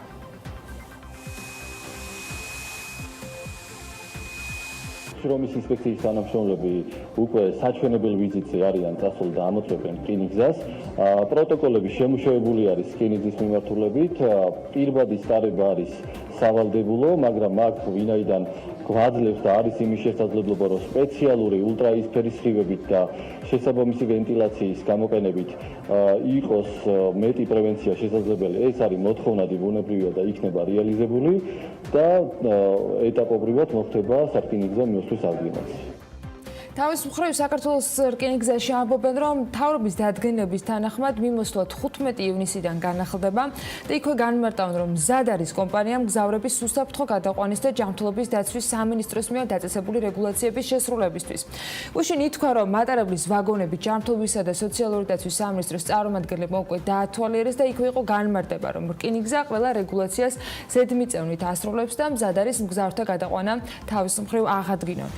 განმარტეს, რომ რკინიგზო ტრანსპორტირებისათვის კორონავირუსთან გამოქვეყნებული რეკომენდაციების შემუშავების პროცესში თავადაც იყვნენ ჩართულები და ითქვა, რომ ყველა ვაგონში იქნება სანიტაიზერი დამონტაჟებული, მგზავრებს მუდმივად უნდა ეკეთოთ პირბადე მგზავრობის განმავლობაში და შემოწმდებიან ისინი, რა თქმა უნდა, ტემპერატურასაც. რაც შეეხება სპორტულ დარბაზებს, ჯანდაცვის სამინისტროს შრომის ინსპექტორების დეპარტამენტის ხელმძღვანელი განმარტავს, რომ მათი გახსნა დამოკიდებული იქნება იმაზე, თუ რამდენად არიან ისინი მზად ადაპტირდნენ კონკრეტულ მოთხოვნებთან. მიმდინარე კვირაში ბიზნეს ომბუდსმენთან ერთად გვაქვს დაგეგმილი, რომ შევხვდეთ სპორტულ დარბაზებს და ამ შემთხვევაში მზაობა თუ რამდენად არიან ისინი მზად და რამდენად მარტივად შეძლებენ რომ ადაპტირდნენ იმ მოთხოვნებთან, რომელიც განსაზღვრული იქნება ჩვენს მიერ, გახსნის პროცესი იქნება დამოკიდებული ამაზე. ბუნებრივია, ეპიდ სიტუაციამ უნდა მოგცეს ამის შესაძლებლობა კიდევ ერთხელ ხაზგასმით ვთქვამებით. ამასობაში ქუთაისში ვისოლის ავტოგასამართ სადგურზე სმარტის ახალი ფორმატის სუპერმარკეტი გაიხსნა და მომხმარებელს მომსახურების და გადახდის განახლებული ფორმა შესთავაზა. საწვავის შეკვეთას და მისი ღირებულების გადახდას სმარტში სასურველი პროდუქტების შეძენასთან ერთად შეძლებენ მომხმარებლები. ახალი ფორმატის გადახდის სისტემით ქუთაისის ობიექტი მეორეა ნოქროყანაში გასულ წელს გახსნილი ვისოლის კომპლექსის შემდეგ. კომპანია განმარტავს, რომ ახალი ფორმატის ობიექტის გაყიდვების წასახალისებლად მომხმარებლებს საწვავზე დამატებით ფასტაკლებებს შესთავაზებენ. გახსნის წუთიდანვე ვყავდა მომხმარებელი, რამდენიმე მომხმარებელი, ვინც ძალიან გაუხარდა სმარტის მაღაზია რო გაიხსნა და ძალიან ყვაყოფილები იყვნენ და ჯერჯერობით მაინც ქუთაისის მოსახლეობისთვის ახალია ეს მაღაზია ზოგადად ქუთაისში და ნელ-ნელა ალბათ უფრო მიეჩვევა ხალხიც მომხმარებელიც და უფრო მეტი გვეყოლება. საქალაქთაშორისო მიმოსვლა აღდგა და ავტოსადგურებიდან რეგიონების და პირიქით მიმართულებით მგზავრთა გადაყვანა ნებადართულია იმ რეკომენდაციების გათვალისწინებით აქაც, რომელიც ჯანდაცვის სამინისტრომ სპეციალურად ამ მიმართულებით შეიმუშავა. ფასების ცვლილებასთან დაკავშირებით ჩვენ გუშინ ინფორმაციის განახლება ვცადეთ და BMG-ის მიერ მოძიებული მონაცემების თანახმად საერთო სურათი არაერთგვაროვანია. დიდუბის ცენტრალური ავტოსადგურის გენერალური დირექტორი ნატო გელაშვილი მაგალითად ამბობს, რომ ადმინისტრაცია შეეცადა მძღოლების მიერ გაზრდილი ფასები გაეკონტროლებინა. შესაბამისად, დასავლეთის მიმართულებით მოძრავ მიკროავტობუსებზე ფასებმა დაახლოებით 2-დან 5 ლარამდე მოიმატა, თუმცა ის განმარტავს, რომ ფასის ცვლილება მოკლე მარშრუტებზე არ დაფიქსირებულა.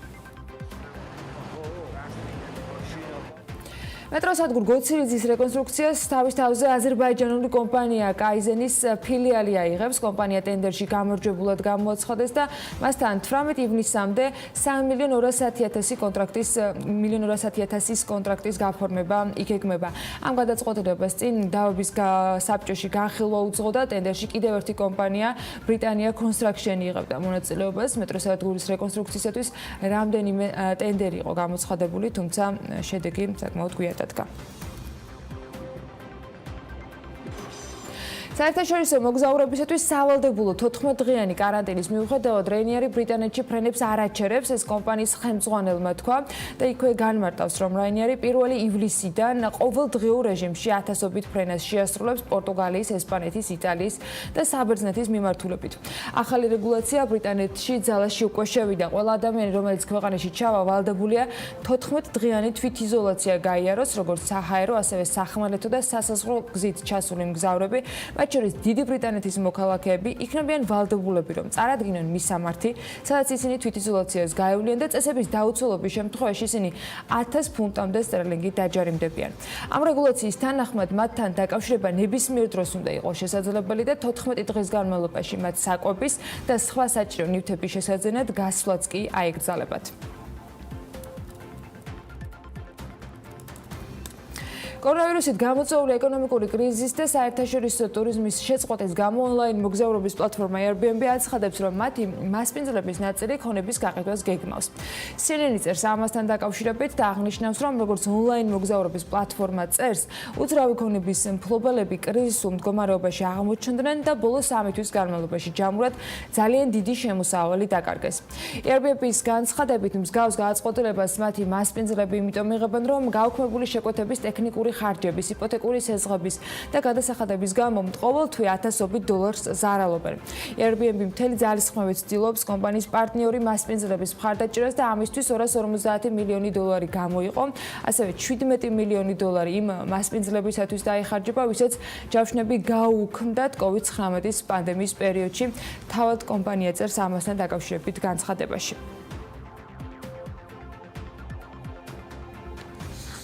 აპრილში საქართველოდან რეექსპორტის სახით გასული ავტომობილების ღირებულება $6,900,000 იყო. ავტომობილების ასეთი მცირე რეექსპორტი ბოლოს 2009 წლის დეკემბერში გვიფიქსირდება. COVID-19 კრიზისის გამო ამ სფეროს შემოსავალი ბოლო 10 წლის მინიმალურ მაჩვენებელზე უფიქსირდება და 2020 წლის აპრილში ეს ლოგიკურიც არის. ავტომობილების იმპორტით შემცირებული იყო, აქ 97%-იანი კლება აღინიშნება. რეალურად რა ხდება დღეს ავტომობილების ბაზარზე, რა პრობლემებსა და გამოწვევებზე საუბრობენ დილერები? ანუკა ჯოხაძე ესაუბრა გუშინ ავტოიმპორტიორებს.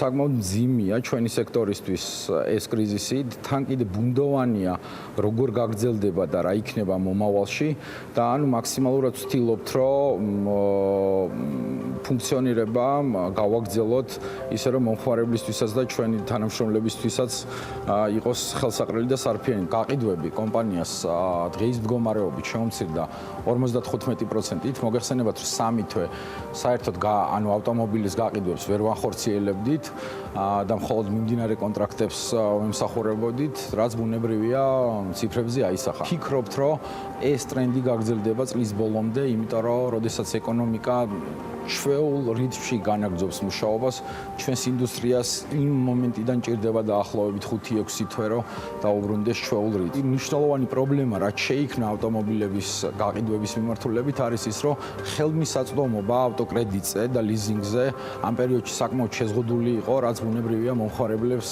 აფერხებს და წარმოუდგენელია, ანუ ფუძე წვდომის გარეშე ავტომობილების გაყიდვა. თუმცა ვფიქრობთ ეხლა, რომ ანუ საბანკო სექტორიც ამ მიმართულებით და სალიზინგო კომპანიებიც გააქტიურდებიან და ერთობლივი პროდუქტებით რაღაც ბაზარს გავაცოცხლებთ. ისევე როგორც ყველა ბიზნესისთვის მთავარია, რომ სწრაფი სტიმულირება წავიდეს ეკონომიკის, იმიტომ რომ თუ ეკონომიკა არ გაიზარდა და ეკონომიკამ სიცოცხლის უნარიანობა დაკარგა, როგორც ყველა ბიზნესი, ასევე ჩვენ ბიზნესს იქნება საკმაოდ დიდი პრობლემები. ეკონომიკის დაზიანებასთან ერთად, რა თქმა უნდა, ზიანდება ფუფუნების საგნების რეალიზაცია და მათ შორის ავტომობილების. ჩვენი გაყიდვები საქართველოში სადღაც 60-70%-ით შემცირებულია, მაგრამ ეს არ არის ახლა ისეთი მდგომარეობა, ჩვენ მივიღებთ, რომ ეს შეიძლება ბიზნესისთვის კრიტიკული აღმოჩნდეს. რა თქმა უნდა, ძალიან რთულია, რა თქმა უნდა, გვიწევს გადაწყობა. უახლოეს წარსულში უზბეკეთის ქვეყანამ მიიღო ახალი საკანონმდებლო ცვლილება გამბაჟებასთან მიმართებაში. ეს ნიშნავს, რომ სადღაც 60%-ით შემცირდება უზბეკეთში ავტომობილის განბაჟების ღირებულება. ეს ძალიან დადებითად აისახება იმპორტის და რეექსპორტის მაჩვენებლებზე. გარდა ამისა, როდესაც მოხდება შედარებით სტაბილიზაცია რეგიონალური მდგომარეობის, რაც იგულისხმება შეზღუდვების მოხსნაში, რომ ვთქვათ, ძირითადად გულისხმობ აზერბაიჯანს, ვთქვათ, აზერბაიჯანთან საზღვარი თუ გაიხსნება, აზერბაიჯანი ასევე დაარეგულირებს პანდემიურ მდგომარეობას და ეკონომიკური მდგომარეობაც გამოსწორდება. ჩვენ მოვივლით, რომ ძალიან სწრაფად უნდა დაუბრუნდეს ეს ბიზნესი იმ ტემპებს, რა ტემპებიც ეჭირა პანდემიამდე. ერთადერთი თხოვნა იქნება სახელმწიფოზე, რომ რაც შეიძლება მალე ეკონომიკა ამოქოქოს ეგ არე და იქ. ანუ საბოლოო ჯამში მართლა სასტუმროები, რესტორნები არ არის ჩვენი ქვეყანა ინდუსტრიული ქვეყანა. ჩვენი ქვეყანა მაინც მართლა ამ ტურიზმზეა და ამ რესტორნებზეა და ექსპორტ-იმპორტზეა დამოკიდებული და ამიტომ ეს უნდა გაცოცხლდეს და პრინციპში უფრო იოლია მაგის გაცოცხლება, ვიდრე რომ ვიყოთ ინდუსტრიული ქვეყანა და ინდუსტრიული იყოს თქვა მდარი. აქედან გამომდინარე მე მაინც ვფიქრობ, რომ 2 წელიწადში ალბათ ამოძვრებით ამ პრობლემებიდან. ბიზნესი გაჩერდა საქართველოში. ჩვენი პირველი მომხმარებელი ისევ ბიზნესია და ისევ ის ადამიანები არიან, ვისაც რაღაცა შემოსავალი აქვს და შემდეგ უნდათ რომ მანქანები იყიდონ, ან მანქანა თავისი რაც ყავთ ის მანქანები გაარემონტონ, ეს რაღაც ხარჯებთან არის დაკავშირებული. გამომდინარე იქიდან რომ ახლა არ ვიცი, მე ვფიქრობ 70-80%-ით დავარდა ყველგან ბიზნესის მაჩვენებლები. აქედან გამომდინარე იგივე ჩვენ Toyota-ს მფლობელებსაც შეუმცირდათ. და ყოველი ამიდან გამომდინარე ჩვენ შეგვიმცირდა ძალიან მანქანების გაყიდვას საერთოდ არ უძახის. სერვისის კი შეგვიმცირდა. გაყიდვებით არ ვიცი, აი წინა წელთან შედარებით ალბათ 10% გვაქვს გაყიდვების, მეტი არა. და მომავალს რაც შეეხება, თუ აი ესე გაგრძელდა ახლა როგორც ნელ-ნელა დაიწყო აი ამ მოქოქვა, ჩვენ ალბათ მივალთ იმ ნიშნულზე, აი 2019 წლის შუაში როგორც ვიყავით, 2 წლის მერე. მანამდე ვერ მივალთ.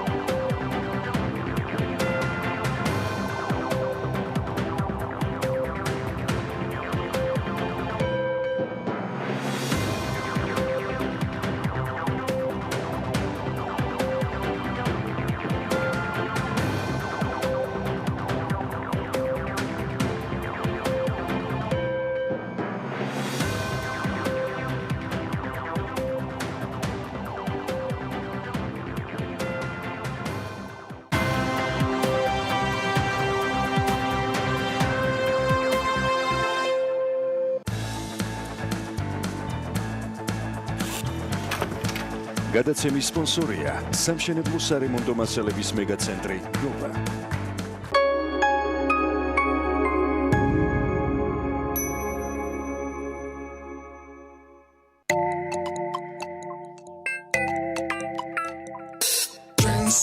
Sadaris, aseti super ambavi, sandomis tkvili zapari, upros naproli nam skhari, akhareb tis da patares, verapes vershe adare, subta da gemrielia, gemoro melitshenia. Trans garda ambasadaris, aseti super ambavi, sandomis tkvili zapari da gemrieli nam skhari zalian, uqort patares, verapes vershe adare, subta da gemrielia, gemoro melitshenia. Satna khawam dros ase sandos, vinari samdonis esari Sandomi, Sandomi ბრენდი ადამე მას ვენდობი ვენდობი ამ დროს ყველაზე Sandoms Green Hill Residency სპეციალურად სოლო მომხმარებლებს გაძლევთ შესაძლებლობას საბურთალოზე უნივერსიტეტის ქუჩა ნომერ 24-ში მდებარე კომპლექსში სასურველი ფართი განსაკუთრებული პირობებით შეიძინოთ 20%-მდე ფასდაკლება მხოლოდ 10 ბინაზე ან 10%-იანი ფასდაკლება ყველა ბინაზე ფიქსირებული კურსი 2 დარბა წინასწარი შენატანის 30%-ის გადანაწილება 3 თვეზე შიდა უპროცენტო განვადება 24 თვით ფართები 58 კვადრატული მეტრიდან თქვენი სურვილის შესაბამისად ბარდება არასრული თეთრი კარკასით ან სრული რემონტით. შეთავაზება ძალაშია 2020 წლის 10 ივნისამდე. გახდი ქველმოქმედი წითელ ჯვართან ერთად დარეკეთ ნომერზე 16-222 ზარის ღირებულება 1 ლარი შემოსული თანხა მოხმარდება COVID-19-ის გავრცელების რისკის შემცირებას ჩვენ ვეხმარებით თქვენი დახმარებით ლამაზი თმის საიდუმლო სუფთა თავისკანია Head and Shoulders Supreme არგანის ზედით ანიჭებს თმას სირბილეს დაბსინვარებას თავისკანი კი სუფთა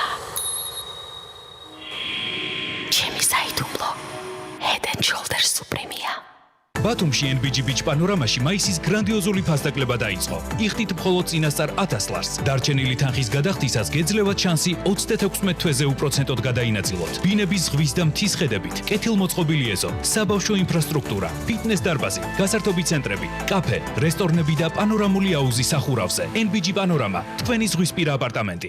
როგორ შეიძლება დავეხმარო კორონავირუსის გავრცელების შეჩერებას?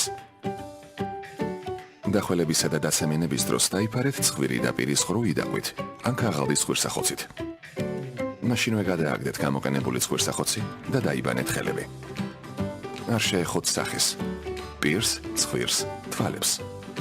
დაიცავით სოციალური დისტანცია. არ ჩამოართვათ ხელი. არ გადაეხვიოთ სხვა პირებს, ან გადაგოცნოთ ისინი. დროულად მიმართეთ სამედიცინო პირს იმ შემთხვევაში, თუ თქვენ ან თქვენს ოჯახის წევრს აქვს სიცხე, ხველა ან ქოშინი.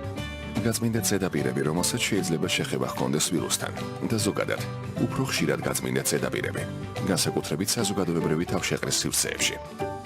COVID-19-ის გადადების პრევენციის მიზნით ხელები უნდა დაიბანოთ. ცხვირის მოხოცვის, დახველებისა და ცემინების შემდეგ, საზოგადოებრივი თავშეყრის ადგილებში, საზოგადოებრივ ტრანსპორტში, მაღაზიებსა და სალოცავებში ყოფნის შემდეგ, თქვენი საცხოვრებლის მიღმა ზედაპირებზე შეხების შემდეგ, ფულთან შეხების ჩათვლით, ავადმყოფი ადამიანის მოვლის წინ, მოვლისას და შემდეგ, ჭამის წინ და შემდეგ. ზოგადად ყოველთვის უნდა დაიბანოთ ხელები ზემოთ ჩამოთვლილ სიტუაციებში ეპიდემიის მერეც.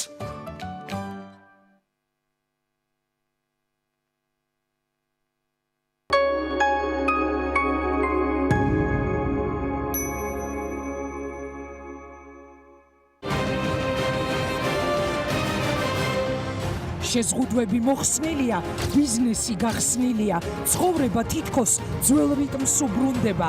გადაიარა თუ არა ქვეყანაში კორონავირუსის საფრთხე. დამშვიდდებით იმითი, რომ ჩვენ ქვეყანაში არის ასე ვთქვათ, მხოლოდ ერთეული შემთხვევები.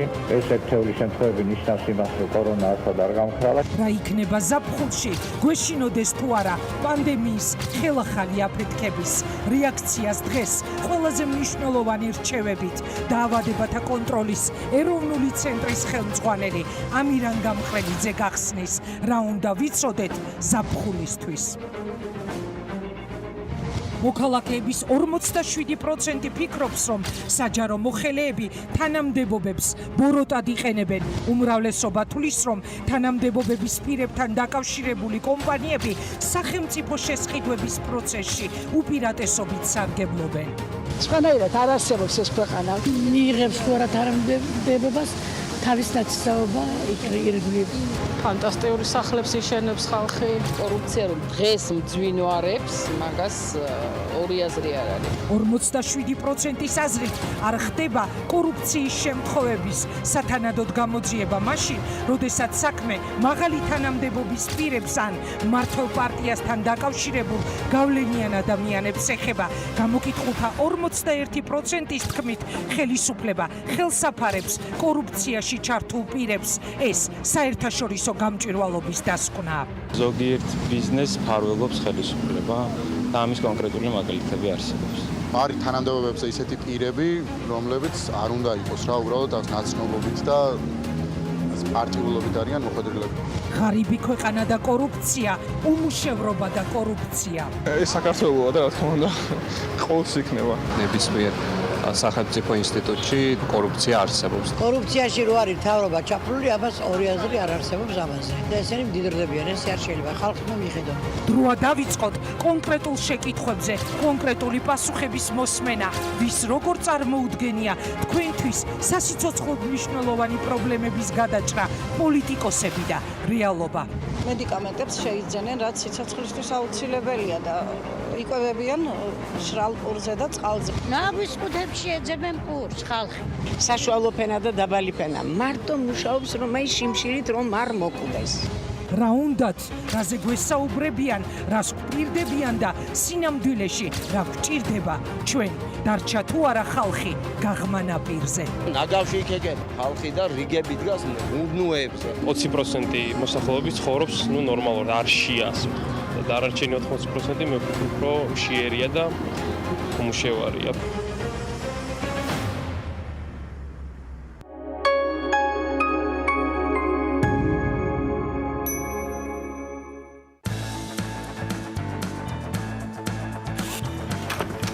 გადაცემის სპონსორია სამშენებლო სარემონტო მასალების მეგაცენტრი ნოვა.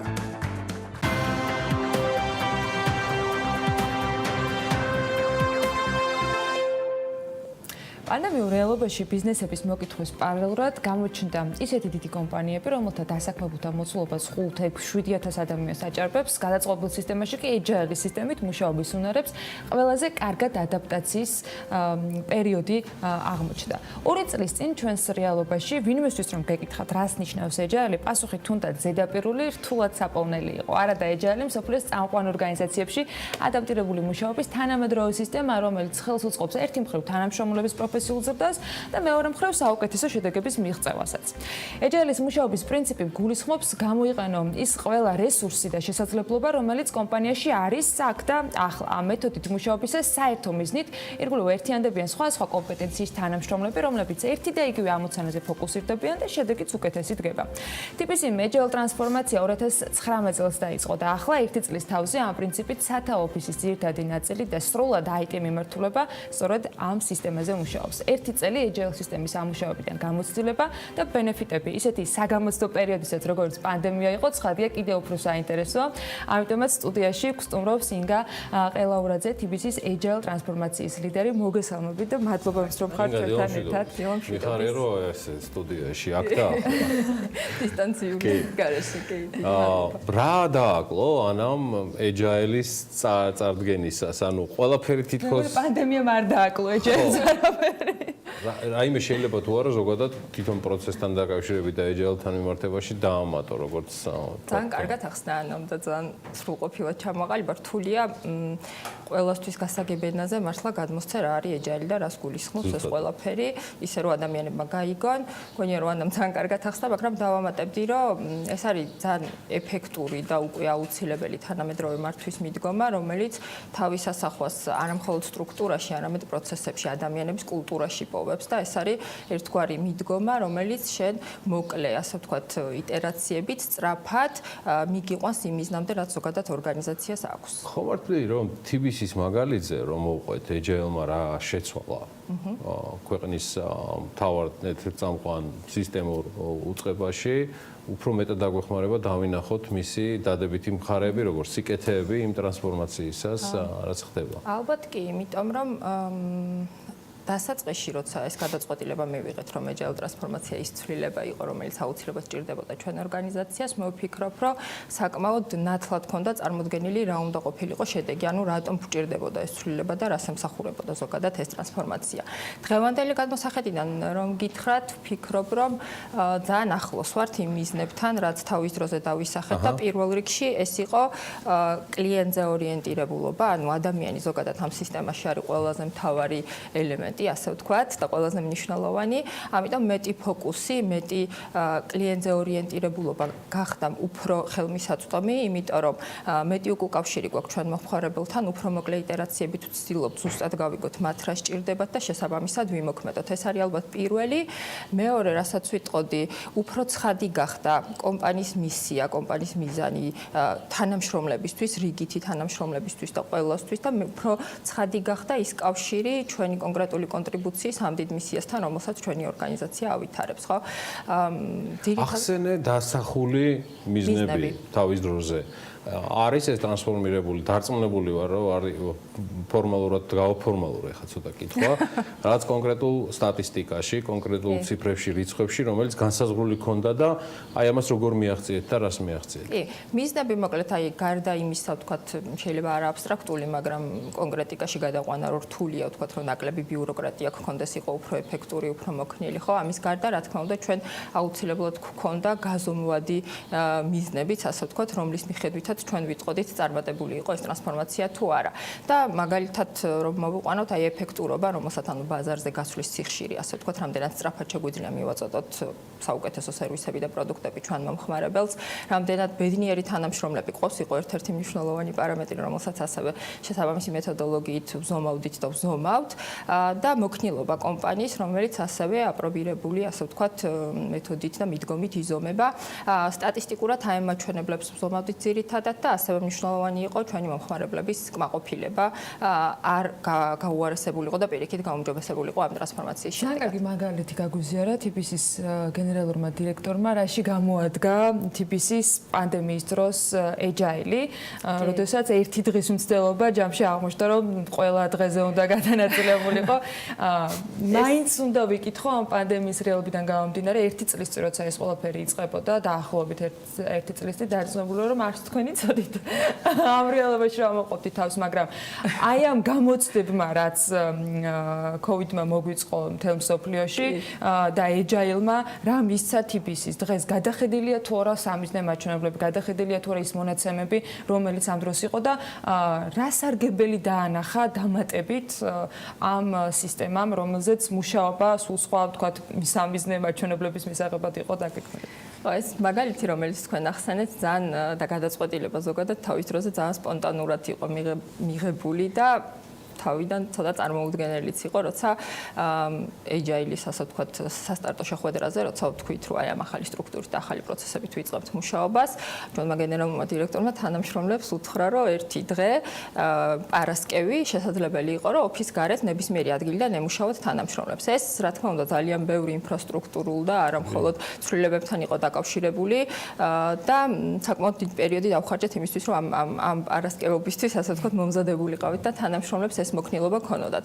რაც ჯამში ძალიან დაგვეხმარა მართლა აი პანდემიის დროს, როცა ერთ დღეს ყველას მოგვიხდა სახლებიდან მუშაობა, ფაქტიურად 500-მდე თანამშრომელი, რომელიც Agile სტრუქტურაში მუშაობდა, 2 დღის ან 3 დღის განმავლობაში ისე გადაეწყო ამ დისტანციურ რეჟიმზე, რომ დიდი ძალისხმევა ამ ნაწილში არ დაგვჭირვებია ფაქტიურად და ნამდვილად ძალიან ისეთი შეიძლება გაუცნობიერებელი, თუმცა ეჭვი გვაქვს, შეიძლება გაცნობიერებული გადაწყვეტილებაც იყო, რომ რაღაცნაირად ხო არა ისე რა თქმა უნდა რთულია იგი არავინ არ იცოდა რა გვჭირდა, მაგრამ ამის გარდა იყო თუ არა ისეთი სტრუქტურული ან სისტემური გადაწყობა, რომელიც თავად Agile-საც დაჭირდა იმ ახალ რეალობასთან ერთად. აი ყველაზე ეფექტური მე ვფიქრობ, რომ სწორედ ეს იყო, რომ Agile გუნდებისთვის, სადაც აი დაახლოებით რა ვიცი 80-მდე 90-მდე გუნდი მუშაობს Agile მოწყობით და 500-მდე ადამიანია გაერთიანებული. თავიდან რა თქმა უნდა იყო ძალიან ისეთი მაღალი ფოკუსი და ასე ვთქვათ მონიტორინგი, რომ აბა რავშობით ყოველ დილას საღამოს შეხვედრა, გადამოწმება, რომ ხონამდვილად ყველაფერი კარგად არის, მაგრამ ძალიან მალე მივხვდით დაახლოებით 2 კვირის განმავლობაში, რომ ეს იყო აბსოლუტურად ზედმეტი, იმიტომ რომ თავად ის პროცესები, რომელსაც Agile სტრუქტურა ზოგადად Agile პროცესები გულისხმობს, იმდენად ეხმარებოდა აი ამ დისტანციურ პროცესსაც, რომ სულ აღარ არის მნიშვნელოვანი ფაქტიურად მაინდა-მაინც აი ერთ გარემოში ყოფნა. ის მიზანი, როცა არის ცხადი, როცა ზუსტად იცი, რომ შენ ძალიან მოკლე ვადაში ერთ კვირაში ან 2 კვირაში რა შედეგი უნდა გქონდეს. როცა ძალიან ბევრი ასე ვთქვათ ცერემონიას ვეძახით, თავისთავად რაც ხდება და ორგანიზებულია ისედაც არ ჭირდება იმას, რომ მე როდის აი რისიც გვეშინოდა მაინდა-მაინც, რომ აი სახლიდან შეიძლება ხელმისაწვდომი ყველა ერთდროულად არ იყოს, ყველა ეცდება, რომ თავის გრაფიკს მოარგოს. ჩვენ შემთხვევაში ესე არ მოხდა და ძალიან მაღალი პასუხისმგებლობით მოეკიდნენ ჩვენი თანამშრომლები ამ ნაწილს და თითქმის 2 კვირაში ჩვენ მივხვდით, რომ ზედმეტი იყო იქ რაღაცა მღელვარება და მონიტორინგი და კონტროლი და მოკლედ და ბოლო კითხვა ინგა განახლდა თუ არა, გავუკეთეთ თუ არა აპდეიტი გეგმებს Agile-თან დაკავშირებით, აი პროცესში, როგორც ყველა ცოცხალი პროცესი, ესეც მუდმივად რაღაცებს იცვლის, აქ რა ვითარება მოხდა?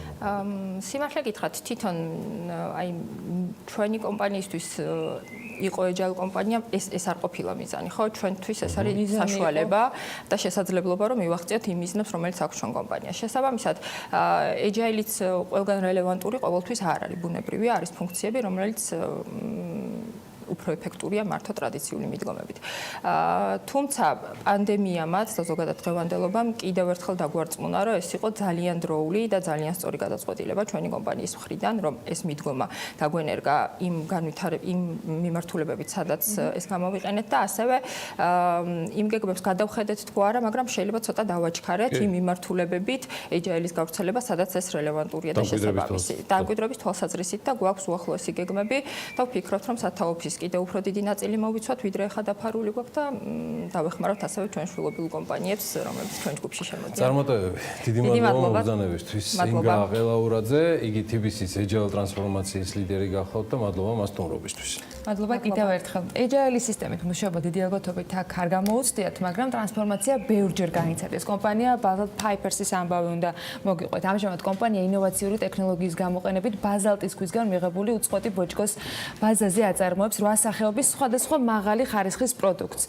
დაჭრილი ბოჭკოთი, ქეჩა, გეოგრიდით, არმატურით და ასე შემდეგ გაგრძელებული. ბაზად Pipersi საბჭოთა სივრციდან პირველი ჯგუფია, რომელმაც თავისი ტექნოლოგია გადაიტანა ევროპაში, კერძოდ კი გერმანიაში და 2008 წლიდან წარმოებაც აამუშავეს. ბაზად Pipersi-ის არმატურა გაიგზავნა სამხრეთ აფრიკაში. უახლოეს მომავალში ხელშეკრულება უნდა გაფორმდეს ხორვატიასთანაც. მოკლედ, ამ კომპანიის ამბებს სალომე ჭიპაშვილი მოგვიყვება უფრო დეტალურად.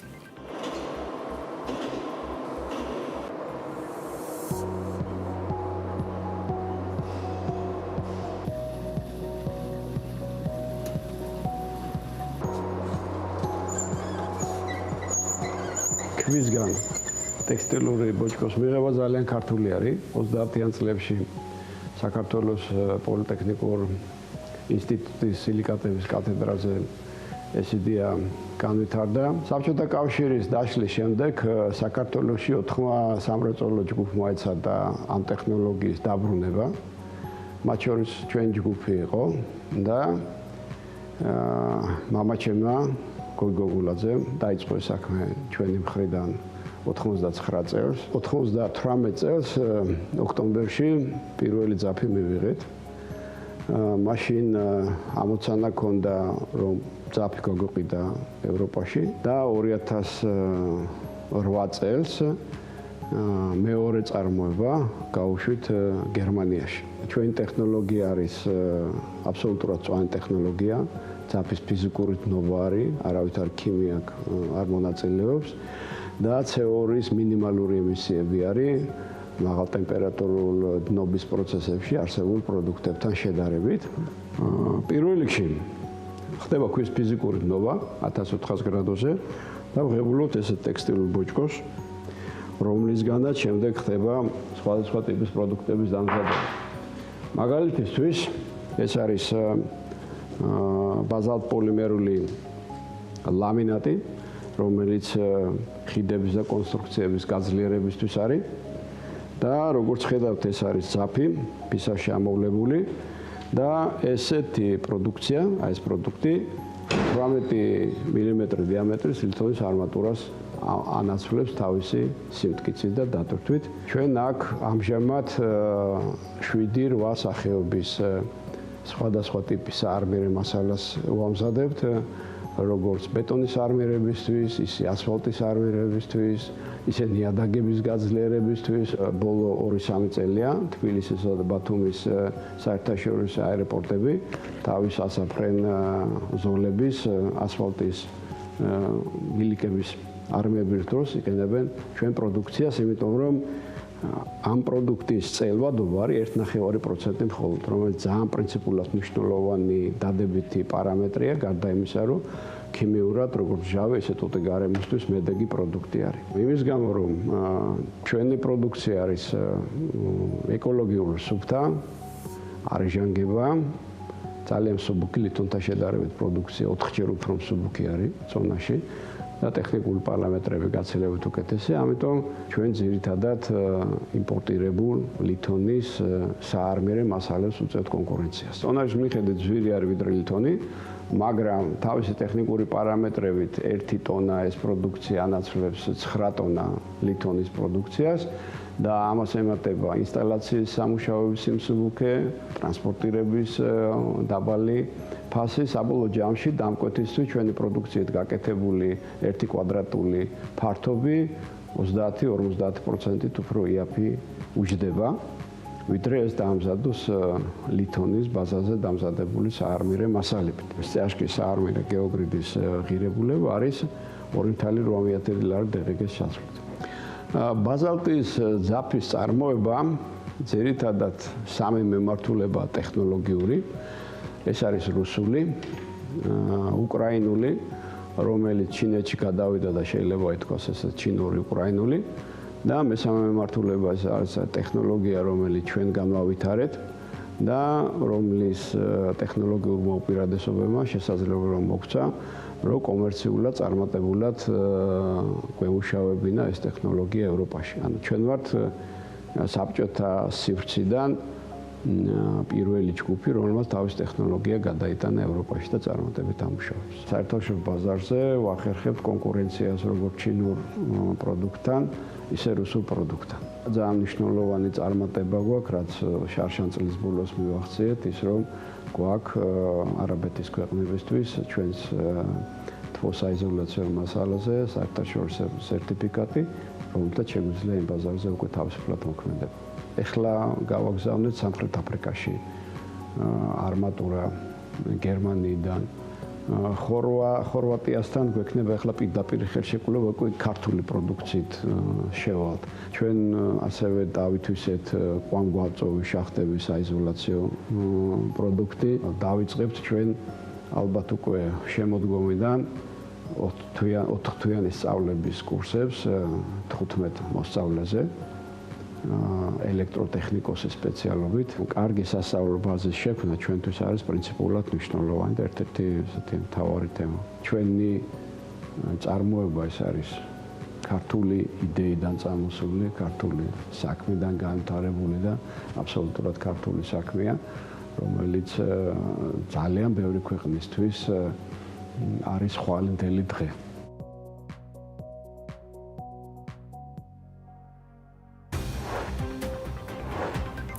საერთაშორისო ბირჟების მიმოხილვით რამდენიმე წუთში გავაგრძელებთ საქმე ინდულას ეთერს. დავით ნიშნიანიძე გალდენ დაგარდის საბროკერო მიმართულების ხელმძღვანელი შემოგვიერთდება.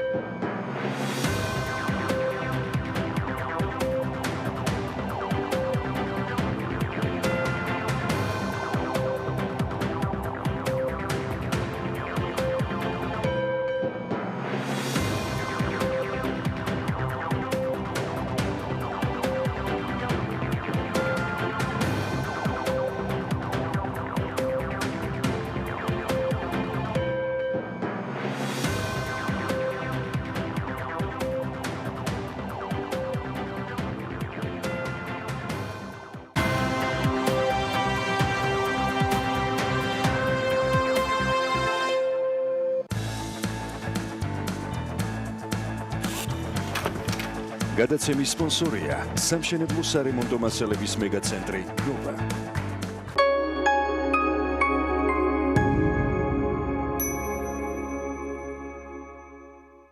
სამდონიანი იჯითი ლიდერბორდი დაიწყო. მოხვდი 1, 2 ან 3-ვე ლიდერბორდში ერთდროულად და მოიგე წილი 100,000 ლარიდან. ბეთლაივი, გაერთე შენს გემოზე.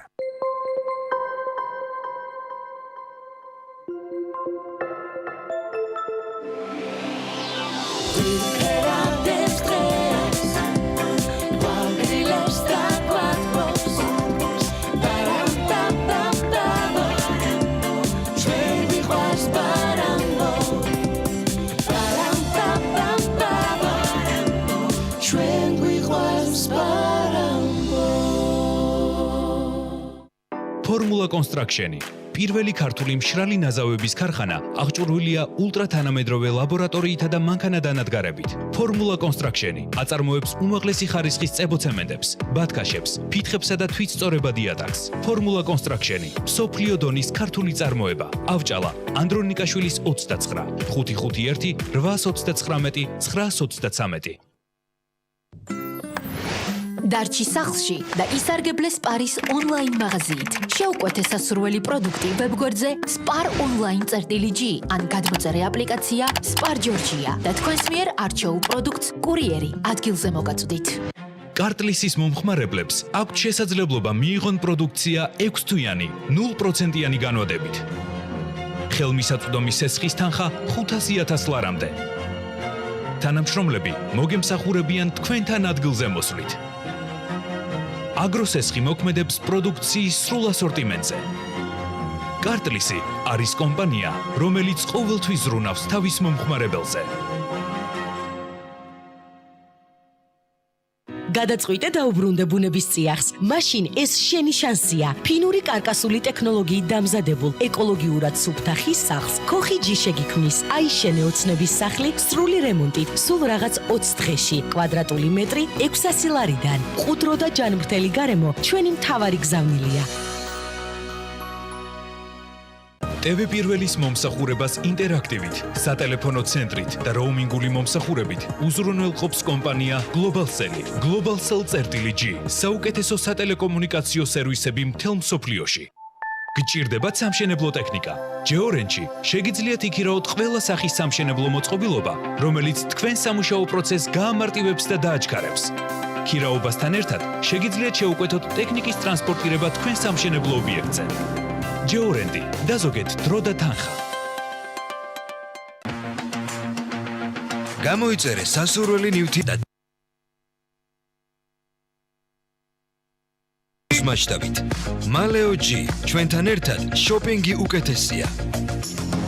პირველი ბოთლის შეძენის შემთხვევაში მეორე ბოთლი არ გაგიძვირდება. შემდეგი ორის ფასი კი ზუსტად იგივე იქნება რაც პირველი ორისა. მათთვის, ვინც ცხოვრებას უყურებს მარტივად და უყვარს კარგი უბუდი. Silknet-ის მობილური ქსელის აბონენტებისათვის. ლოკალურ ქსელზე სასაუბრო პაკეტების ყველაზე დიდი არჩევანი Silknet-ისგან. აირჩიე 4 შეთავაზებიდან ერთ-ერთი, 50 წუთი მხოლოდ 3 ლარად, 100 წუთი 5 ლარად, 300 წუთი 10 ლარად, ხოლო 500 წუთი 15 ლარად. აქტივაციისთვის აგრეთვე ტიპკი 205 დიეზი და დარჩი ყოველთვის ხაზზე.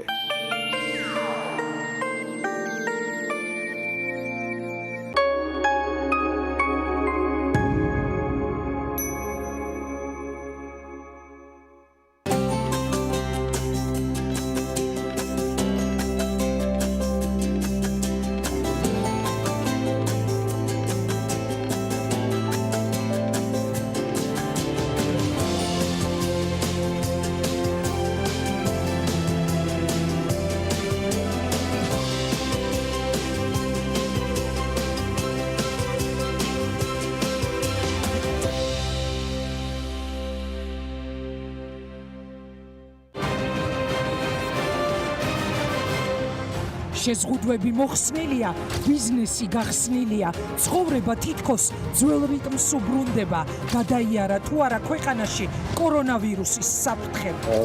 დამშვიდდებით იმითი, რომ ჩვენ ქვეყანაში არის ასე ვთქვათ, მხოლოდ ერთეული შემთხვევები. ეს ერთეული შემთხვევები ნიშნავს იმას, რომ კორონა ასად არ გამქრალა. რა იქნება ზაფხულში? გვეშინოდეს თუ არა პანდემიის ხელახალი აფეთქების რეაქციას დღეს ყველაზე მნიშვნელოვანი რჩევებით დაავადებათა კონტროლის ეროვნული ცენტრის ხელმძღვანელი ამირან გამხრელიძე გახსნის, რა უნდა ვიცოდეთ ზაფხულისთვის. მოქალაქეების 47% ფიქრობს, რომ საჯარო მოხელეები თანამდებობებს ბოროტად იყენებენ. უმრავლესობა თვლის, რომ თანამდებობების პირებთან დაკავშირებული კომპანიები სახელმწიფო შესყიდვების პროცესში უპირატესობით სარგებლობენ. სხვანაირად არ არსებობს ეს ქვეყანა. მიიღებს თუ არა თანამდებობას თავის ნაცნობობა ირგვლივ. ფანტასტიკური სახლებს იშენებს ხალხი. კორუფცია რომ დღეს მძვინვარებს, მაგას ორი აზრი არ არის. 47%-ის აზრით არ ხდება კორუფციის შემთხვევების სათანადოდ გამოძიება მაშინ, როდესაც საქმე მაღალი თანამდებობის პირებს ან მმართველ პარტიასთან დაკავშირებულ გავლენიან ადამიანებს ეხება. გამოკითხულთა 41%-ის თქმით, ხელისუფლება ხელსაფარებს კორუფციაში ჩართულ პირებს. ეს საერთაშორისო გამჭვირვალობის დასკვნა. ზოგიერთ ბიზნესს ფარველობს ხელისუფლება და ამის კონკრეტული მაგალითები არსებობს. არის თანამდებობებზე ისეთი პირები, რომლებიც არ უნდა იყოს რა, უბრალოდ ნაცნობობით და პარტიულობით არიან მოხვედრილები. ღარიბი ქვეყანა და კორუფცია, უმუშევრობა და კორუფცია. ეს საქართველოა და რა თქმა უნდა ყოველს იქნება. ნებისმიერ სახელმწიფო ინსტიტუტში კორუფცია არსებობს. კორუფციაში რო არის თავრობა ჩაფრული, ამას ორი აზრი არ არსებობს ამაზე. და ესენი მდიდრდებიან, ეს არ შეიძლება ხალხმა მიხედონ. დროა დავიწყოთ კონკრეტულ შეკითხვებზე, კონკრეტული პასუხების მოსმენა, ვის როგორ წარმოუდგენია თქვენთვის სასიცოცხლო მნიშვნელოვანი პრობლემების გადაჭრა, პოლიტიკოსები და რეალობა. მედიკამენტებს შეიძენენ, რაც სიცოცხლისთვის აუცილებელია და იკვებებიან შრალ პურზე და წყალზე. ნავის ყუთებში ეძებენ პურს ხალხი. საშუალო ფენა და დაბალი ფენა. მარტო მუშაობს რომ აი შიმშილით რომ არ მოკვდეს. რა უნდათ, რაზე გვესაუბრებიან, რას გვპირდებიან და სინამდვილეში რა გვჭირდება ჩვენ დარჩა თუ არა ხალხი გაღმა ნაპირზე. ნაგავში იქეგენ ხალხი და რიგები დგას უდნუებზე. 20% მოსახლეობის ცხოვრობს ნორმალურად, არ შია ასე. და დანარჩენი 80% მე ვფიქრობ, რომ შიერია და უმუშევარია.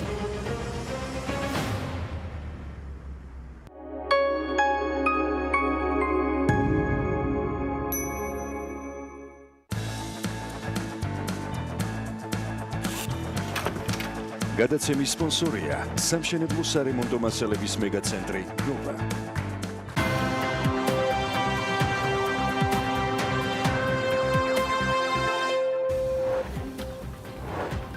ფაუსტურსათის უნებლობის ექსპერტების ინფორმაციით ამჟამად არ არსებობს მტკიცებულება COVID-19-ის საკვების გზით გავრცელების შესახებ უმიხილის და ბოსტნეულის მირთმევა უსაფრთხოა.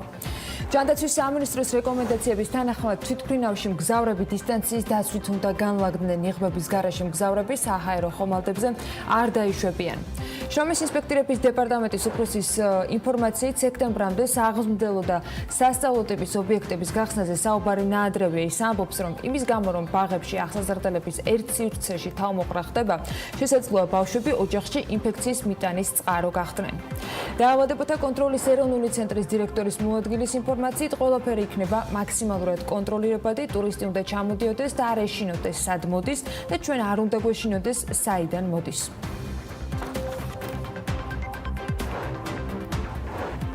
2020 წლის სახელმწიფო ბიუჯეტში ცვლილებების პროექტი პარლამენტს წარედგინება და მასში გათვალისწინებული იქნება ყველა პროგრამა, რომელიც დაკავშირებულია ახალ კორონავირუსთან, საქართველოს მოქალაქეების ჯანმრთელობის დაცვასა და სოციალურ უზრუნველყოფასთან დაკავშირებით. ეს გუშინ პარლამენტის საფინანსო საბიუჯეტო კომიტეტის თავმჯდომარე მირაკლი კოუზანაძემ თქვა და აღნიშნა, რომ ყველა პროგრამა ასახული იქნება ბიუჯეტის კორექტირებულ ვერსიაში, ასევე შეცვლილია ყველა მაკროეკონომიკური პარამეტრი. ასევე გუშინ გვიან საღამოს განახლებული ინფორმაციით გაირკვა, რომ საქართველოს პრემიერ-მინისტრი მთავრობის ადმინისტრაციაში დღეს 10 საათზე წარადგენს უწყებათა შორის საკოორდინაციო საბჭოსთან არსებული ეკონომიკური ჯგუფის სხდომაზე ანტიკრიზისული ბიუჯეტის შესაბამის ვერსიას. პარლამენტის დარგობრივი ეკონომიკისა და ეკონომიკური პოლიტიკის კომიტეტმა ანტიდემპინგური ღონისძიებების შემოღების შესახებ კანონპროექტი პირველი მოსმენით გუშინ განიხილა. დოკუმენტი დეპუტატებს ეკონომიკის ministris მოადგილემ გააცნო. კანონპროექტის მიხედვით ქართული პროდუქციის დასაცავად უცხოურ კომპანიებს შესაძლოა სპეციალური ტარიფები დაუწესდეს, თუ ამას კონკურენციის სააგენტო საჭიროდ ჩათვლის. კანონპროექტის მიზანია ადგილობრივი ინდუსტრიის დაცვა დემპინგური იმპორტისაგან. ეკონომიკისა და მდგრადი განვითარების ministris მოადგილემ პარლამენტში კანონპროექტის ვაჭრობაში ანტიდემპინგური ღონისძიების შემოღების შესახებ განხილვისას ითხოვდა, რომ კანონის მოქმედება მომავალი წლიდან დაიწყოს. გენადი არველაძე ამბობს, რომ კანონპროექტის სრულ შესაბამისობაშია ვაჭრობის მსოფლიო ორგანიზაციის ნორმებთან და საუკეთესო საერთაშორისო ტრადიციებთან, თუმცა მისივე თქმით, საიმისოდ, რომ სამინისტრომ შესაბამისი საკადრო რესურსი მოამზადოს, მიმდინარე წლის ბიუჯეტში ეს თანხები გათვალისწინებული არ არის. კომიტეტის თავმჯდომარე მიიჩნევს, რომ კანონის მიღება დაგვიანდა, რომან კაკუნია ამბობს, რომ პასიური კანონის არსებობა ქვეყანაში კრიტიკულად აუცილებელია. განსხვავებულია ოპოზიციის პოზიცია ამ პროექტთან დაკავშირებით და ისინი კორუფციულ რისკებს ხედავენ. ძალიან დაგვიანდა ამ კანონპროექტის შემოტანა. იცით თქვენ, რომ ზოგადად ეხლა ეს არ არის კანონი, რომელიც დღეს რაიმე დრამატულად შეცვლის მოცემულობა, თუმცა ის გაფრულია მომავალზე, იმ გამოწვევებზე, რომელიც არამარტო საქართველოს, არამედ სოფლიოს აქვს, და ვფიქრობ, რომ ასეთი კანონი, ასეთი პასიური კანონი ქვეყანას უნდა გქონდეს. მით უმეტეს იმის გათვალისწინებით, თუ რამდენი დრო არის ხოლმე საჭირო თვითონ ამ კანონის მისაღებად, შემდეგ იმ კვალიფიკაციის შესაქმნელად იმ კონკრეტულ უწყებაში, რომელმაც უნდა შეძლოს არსებობის შემთხვევაში კანონით გათვალისწინებული მონიტორინგის გატარება და თავი რა თქმა უნდა არის დაცვა ადგილობრივი წარმოების, რომელიც პირველ რიგში კონკურენტ უნაროვნობით უნდა იცავდეს საკუთარ თავს, ეს თავისთავად ხადია, თუმცა გამორიცხული არ არის, რომ მას სხვა გამოწვევებიც ჰქონდეს. 30 წელიწადია ანტიდემპინგურ კანონმდებლობაზე, ასე ვთქვათ, ლობირებდნენ 1000 მრეწველები და 1000 ჯურის პოლიტიკოსები.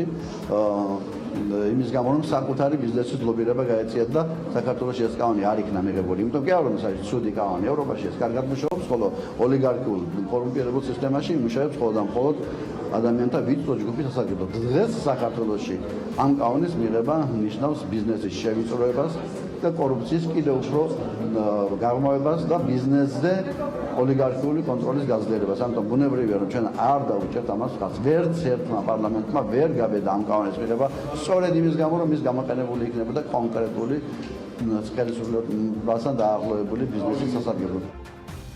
კიდევ ერთი კანონის პროექტი, რომელიც პარლამენტში გუშინ განიხილებოდა, ეგრეთ წოდებული გაკონტრების სისტემის სრულებას ეხება, რომელიც თავის მხრივ თავად ამ კანონის სახელსაც ჩაანაცვლებს. როგორც რომან კაკული ამბობს, გადახდის უუნარობის არსებული სისტემა შეიცავს მნიშვნელოვან სამართლებრივ და ეკონომიკურ სისუსტეებს და არაერთმა კვლევამ აჩვენა ეს. ისივე თქმით, პარლამენტში ინიცირებული ახალი პროექტი რეაბილიტაციისა და კრედიტორთა კოლექტიური დაკმაყოფილების შესახებ ცდილობს სწორედ ამ სისუსტეების და ხარვეზების აღმოფხვრას, რომელიც ხშირ შემთხვევაში მნიშვნელოვნად აჭიანურებს გადახდის უუნარობის პროცესის მიმდინარეობას. არ არის. ამიტომ მე საერთოდ დავიღალებ. აპრილში საქართველოსთან რეექსპორტის სახით გასული ავტომობილების ღირებულება $6,900,000 ტოლია. ავტომობილების ასეთი მცირე რეექსპორტი ბოლოს 2009 წლის დეკემბერში იყო. შესაბამისად, COVID-19 კრიზისის გამო ამ სფეროს შემოსავალი ბოლო 10 წლის მინიმალურ მაჩვენებლამდეა შემცირებული. 2019 წელს ავტომობილების რეექსპორტის მაჩვენებელმა 2014 წლის შემდგომ რეკორდულ მაჩვენებელს $686,700,000 მიაღწია. რეექსპორტის მთავარი ბაზარი აზერბაიჯანი იყო. იანვარ-მარტში მიმდინარე წელს რეექსპორტი $127 მილიონი იყო, თვეში საშუალოდ $42 მილიონი. აპრილში კი ეკონომიკური საქმიანობის შეზღუდვიდან გამომდინარე სფეროს შემოსავალი დაეცა. ცალკეული ქვეყნების მიხედვით შემცირება ასე გამოიყურება. აზერბაიჯანის შემთხვევაში კლება არის 5,800,000, დაახლოებით 72%-იანი, უკრაინის შემთხვევაში 95.9%-ით კლება ფიქსირდება, რუსეთის შემთხვევაში წინა წელთან შედარებით 65%-ით შემცირდა, სომხეთის შემთხვევაში კი 99%-იანი კლება დაფიქსირდა. 2014 წლამდე ავტომობილები საქართველოს წამყვანი საექსპორტო საქონელი იყო. 2007-2013 წლებში კი ავტომობილებით ვაჭრობიდან შემოსული ბრუნვა გაათმაგდა და 2007 წელს $70 მილიონი დან 2013 წელს უკვე $700 მილიონი აჭარბებდა. გაიზარდა ავტოდილერების რაოდენობაც და ათასობით ადამიანს ავტომობილის უცხოეთში გაყვანით შემოსავლის მიღების საშუალება ამ პერიოდიდან გაუჩნდა. ფასების ცვლილება ყოველთვის მნიშვნელოვანი საკითხი არის და მოსახლეობისთვის ეს თემა დღესაც აქტუალობას არ კარგავს. მიუხედავად იმისა, რომ ეკონომიკა თანდათან იხსნება და აღარ ლოგისტიკის პრობლემა არსებობს, ეს თემა კვლავ მნიშვნელოვანია და ჩვენ ვცდილობთ გავარკვეთ და დავსვათ აქცენტები ამ მიმართულებით შედარებით სწორად საქმიანი მაყურებლისათვის შესაბამისი ინფორმაციის მიწოდებით. ლევან თაღიაშვილმა ფასების თემაზე იმუშავა და ეცადა დაედგინა, არის თუ არა რეალურად ფასები მომატებული და რას უნდა ველოდოთ მომავალი 1 თვე-ნახევრის განმავლობაში. ლევან, დილამშვიდობისა და გისმენთ. დილამშვიდობის ანა, მევესალმებით ჩვენს მაყურებელს. კორონავირუსის გამო არსებული შეზღუდვების უმეტესი ნაწილი მოხსნილია. აღარც ტრანსპორტირების პრობლემა გვაქვს, არც კონკრეტული ქალაქებია მაგალითად მარნეული სრულ კარანტინში მოქცეული. ქვეყნებს შორის ტრანზიტული მიმოსვლა კი არც კორონას პირობებში შეწყვეტილა. მას რატომ რჩება საზოგადოებაში გაზრდილი ფასების საკითხი კვლავ აქტუალური? არის თუ არა ეს ემოციური ფონი თუ ფასები ისევ ისეთი მაღალია, როგორც პანდემიის პიკში ყოფნისას? სანამ რესპონდენტების მოსაზრებებს შემოგთავაზებთ, მოდი წმინდა სტატისტიკურ მონაცემებს გადავხედოთ კიდევ ერთხელ. მაისში ინფლაციის დონე 6.5% იყო, ყველაზე მაღალი ზრდა კი სურსათისა და უალკოჰოლო სასმელების ჯგუფებზე მოდიოდა, დაახლოებით 15%. მათ შორის ხილსა და ყურძენზე 47%-იანი ზრდა დაფიქსირდა, რძე, ყველსა და კვერცხზე 24%-იანი, თევზზე 17, ხორცზე 13.5, ზეთზე და ცხიმზე 13% და ასე შემდეგ. ესაა საქსტატის მონაცემები, რომელიც ადასტურებს, რომ ფასები გარკვეულ პროდუქტებზე ნამდვილად გაზრდილია. ბიზნესმენის ერთ-ერთი მთავარი ვალდებულება საზოგადოებისთვის სწორი, კომპეტენტური ინფორმაციის მიწოდება, ამიტომ ჩვენს გადაწყვეტეთ კიდევ ერთხელ გადაგვამოწმებინეთ დარგის სპეციალისტებთან, რა მოლოდინი უნდა კონდეს მომხმარებელს უახლოესი პერიოდის განმავლობაში. დავუკავშირდით პირველ რიგში იმპორტიორებს და დისტრიბუტორებს და მათგან ვცადეთ მიიღო პასუხები, არის თუ არა რეალურად ფასები მომატებული. ყველაზე მთავარი რაც არის რომ გარკვეული მარაგები არის შექმნილი რომელიც უნდა ამოინაშთოს და ამიტომ უახლოეს ვთქვათ ერთში ჩვენ ვერ ვეხილავთ გაიაფებულ ფასებზე ძირითად პროდუქტზე თუმცა ვთქვათ შეიძლება ვივარაუდოთ რომ პირველადი მოხმარების პროდუქტი რომელიც არის იმაზე უკვე გარკვეულწილად შეინიშნა ფასების კლება ვთქვათ იგივე აქარზე იგივე მაკარონზე შესაბამისად მეოთხე კატეგორიის პროდუქტებზე სადღაც აგვისტოს თვეში მაქსიმუმ სექტემბერში უკვე ნახავთ რომ ფასები შედარებით შემცირდება შაქარი გაიაფთა, ბრინჯი გაიაფთა, აი ციციბურა შემოგვივიდა დღეზე გაიაფთა, ფხილი გაიაფთა. ჩვენ ვართ იმპორტიორები. მე ვერ დავუწყებ ვერანაირ ქსელურ მაღაზიებს, მარკეტებს, თუ რა ფასი უნდა დაადო, მაგრამ რა თქმა უნდა გაძვირდა, როდესაც კურსი ავიდა მაღლა, შესაბამისად ჩამოიწია ახლა ფასებმა, მე ჩამოგითვალეთ. ის პროდუქტები, რომლებმაც დაიწია უკვე ბოლო 2 კვირა და მოსალოდნელია თუ კურსმა არ აიწია, გარდა ფქვილისა, ციციბურა კიდე დაიკლებს. მათ ძირითადად იმპორტირებულ პროდუქტთან, შაქართან, წიწიბურასთან, ბრინჯთან, ზეთთან აქვს შეხება და ამიტომ ეცადეთ ისეთი რესპონდენტი მოგეძებნა, რომელიც ხორცს პროდუქტებისა და რძის ნაწარმის ღირებულებასაც მიმოიხილავდა. შევარჩიეთ წერტი, რომელსაც როგორც საკუთარი წარმოება აქვს, ისე სხვადასხვა მიმწოდებლებთან ურთიერთობს. მისი დამფუძნებელი ბიზინა გონაშვილი ამბობს, რომ ხორცს პროდუქტებზე პანდემიის დროს კომპანიის ფასი არ გაუზრდია, რაც შეეხება სხვა პროდუქტებს, ეკონომიკის გახსნასთან ერთად ადამიანების მწოდებლობით უნარიანობა კვლავ მოიმატებს და დისტრიბუტორებს უფრო მძაფრი კონკურენცია პირობებში მოუწევთ მუშაობა. შესაბამისად, თუ კორონას გამო განმეორებითი ეგრეთ წოდებული ლოკდაუნი აღარ მოხდება, წესით ფასები ძველ ნიშნულს დაუბრუნდება.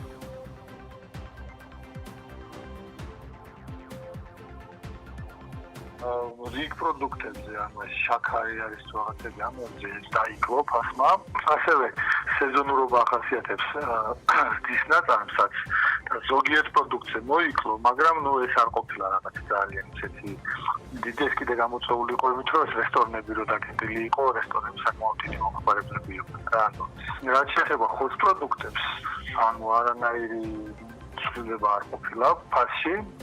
უბრალოდ ეხლა რაც გაიხსნა ეს ქსები და რაღაცები, ან შეიძლება ითქვას რაღაც 2-3%-ით, რომელიც მომხმარებელზე წესით არ უნდა ასახულიყო რაღაცეთ ქსელში. მე მაინც მგონია, რომ ეკონომიკა თუ ასე ანუ მოძლიერდება ისევ ამ 2-3 თვის განმავლობაში იგივე ხელფასებს თუ აიღებენ, ანუ მსყიდველობით უნარი თუ გაიზრდება მოსახლეობის, მგონია, რომ უფრო მეტი კონკურენცია გაჩნდება ბაზარზე, მგონია, რომ თავის ნიშნულს დაუბრუნდება.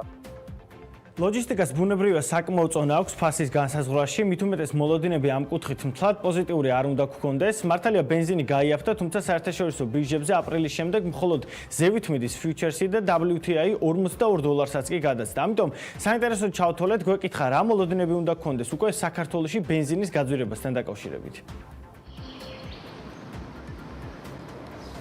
მიმდინარე ეტაპზე, როდესაც ჩვენ გვაქვს ფასების კლების პროცესი, რა თქმა უნდა, ჩვენ ველოდებით, რომ უახლოეს პერიოდში ეს ვითარება იქნება სტაბილური, არ არის გამორიცხული ფასების კლების ტენდენცია გაგრძელდეს კიდეც, თუმცა რა თქმა უნდა, იმ პერსპექტივაზე საუბარი და იმ გეგმებზე საუბარი, რომელიც 2-თვიან, 3-თვიან პერიოდს უკავშირდება, ხო? ეს იქნება არც სერიოზული, არც მართებული. ხო, ჩვენ საუბრობთ უახლოეს პერიოდს, უახლოეს 1-თვიან ჭრილზე და ჩვენ ხედავთ, რომ ამ დიაპაზონში, ამ პერიოდში ვითარება მეტნაკლებად სტაბილური იქნება. ფაქტია, თითქმის ყველა რესპონდენტმა გითხრა, რომ ფასები ზოგიერთ პროდუქტზე უკვე დაკლებულია, ზოგზე კი უახლოეს პერიოდში უნდა ველოდოთ შემცირებას. ასე რომ ფასების მთავარ ინდიკატორად კვლავ კორონავირუსი და მოსახლეობის შემოსავლები რჩება.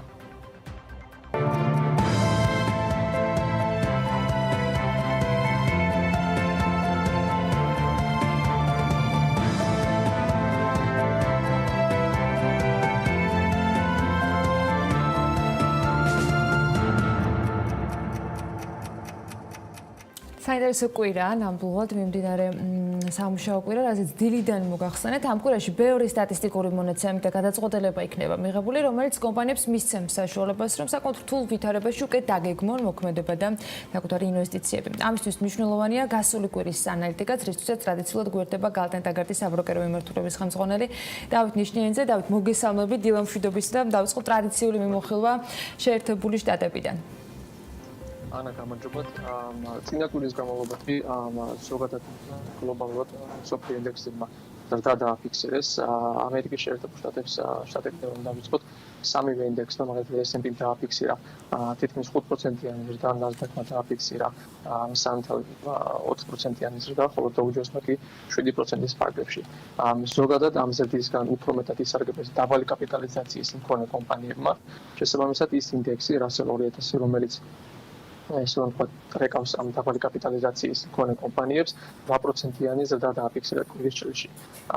NASDAQ-ი ნახევარში წლის წლებში ყველაზე მეტად არის გაზრდილი 9.3%-ზე, ხოლო S&P-ს წინადადებას S&P 500 ინდექსში შემავალი სექტორებიდან ყველაზე მნიშვნელოვანი ზრდა დააფიქსირეს ენერგოსექტორმა, რაც გამომდინარეობდა OPEC-ის განცხადების საფუძველზე, რომელმაც განაცხადეს, რომ ნავთობმოპოვებელი კომპანიები თანდათანობით დაიწყებენ გაზრდას მოპოვებისას.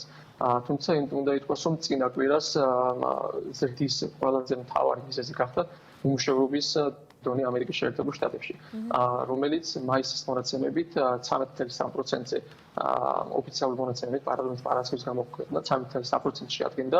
მოგეხსენება თქვენ მოლოდინი იყოს თითქმის 20%-იანი უმუშევრობის დონის დაფიქსირებაზე. ეგ საკმაოდ დიდი სხვაობა არის, რამაც პოზიტიური გავლენა მოახდინა საფონდო ბაზრებზე და შესაბამისად იყო ერთ-ერთი დიდი მამოწმება. და ერთვიან ჭრილში 1%-ზე მეტით არის შემცირებული უმუშევრობის დონე, რაც მნიშვნელოვანი საკითხი იყო მათ შორის მოლოდინების განსასაზღვრად.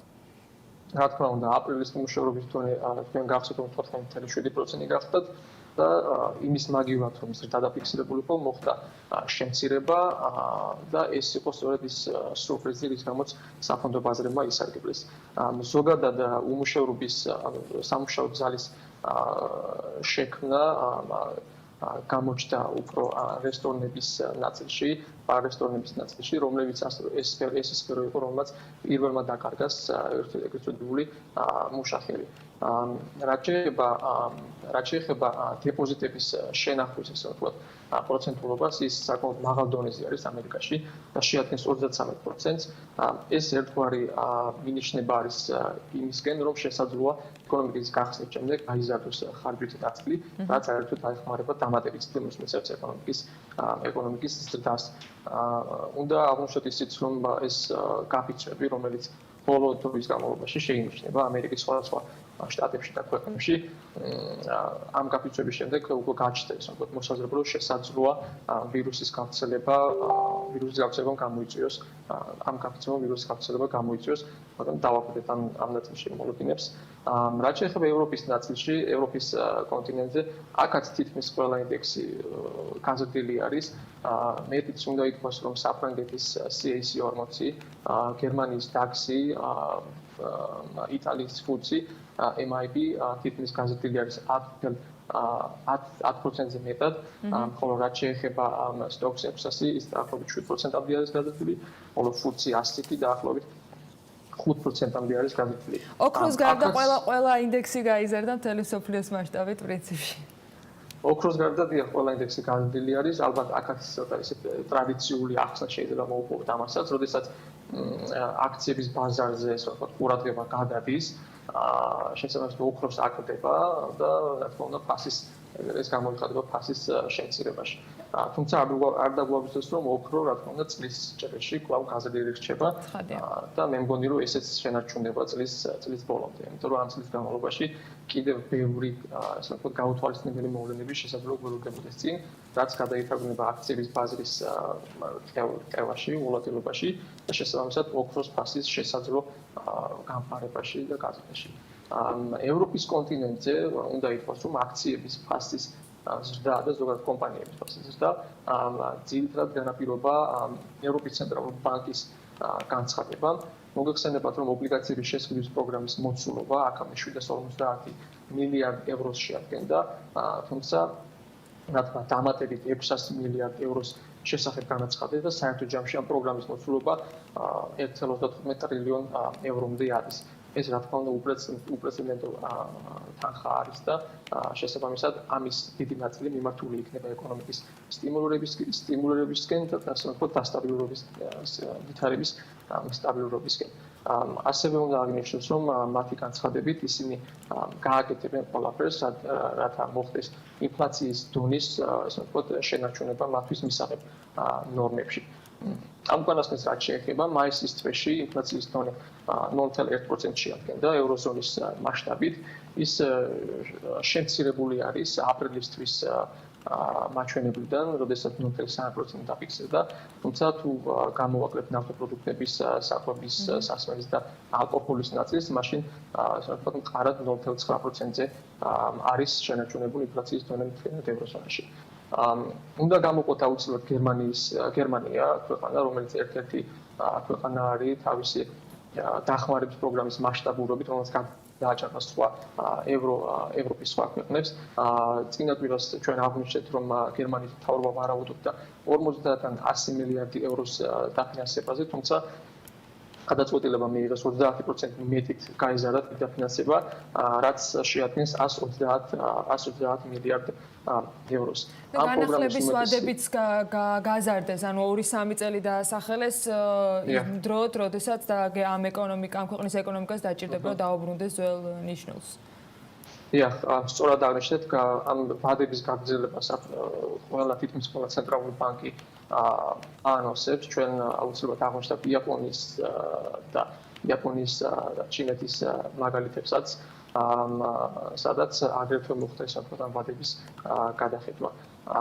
დიდ ბრიტანეთს რომ შევეხოთ მოკლედ ევრო კონტინენტზე, მოგიხსენებათ, რომ ისინი მუშაობენ ეს დახმარების პროგრამის შემუშავებაზე, რაც დაახლოებით ივლისის თვისთვის შეიძლება გახდეს ცნობილი.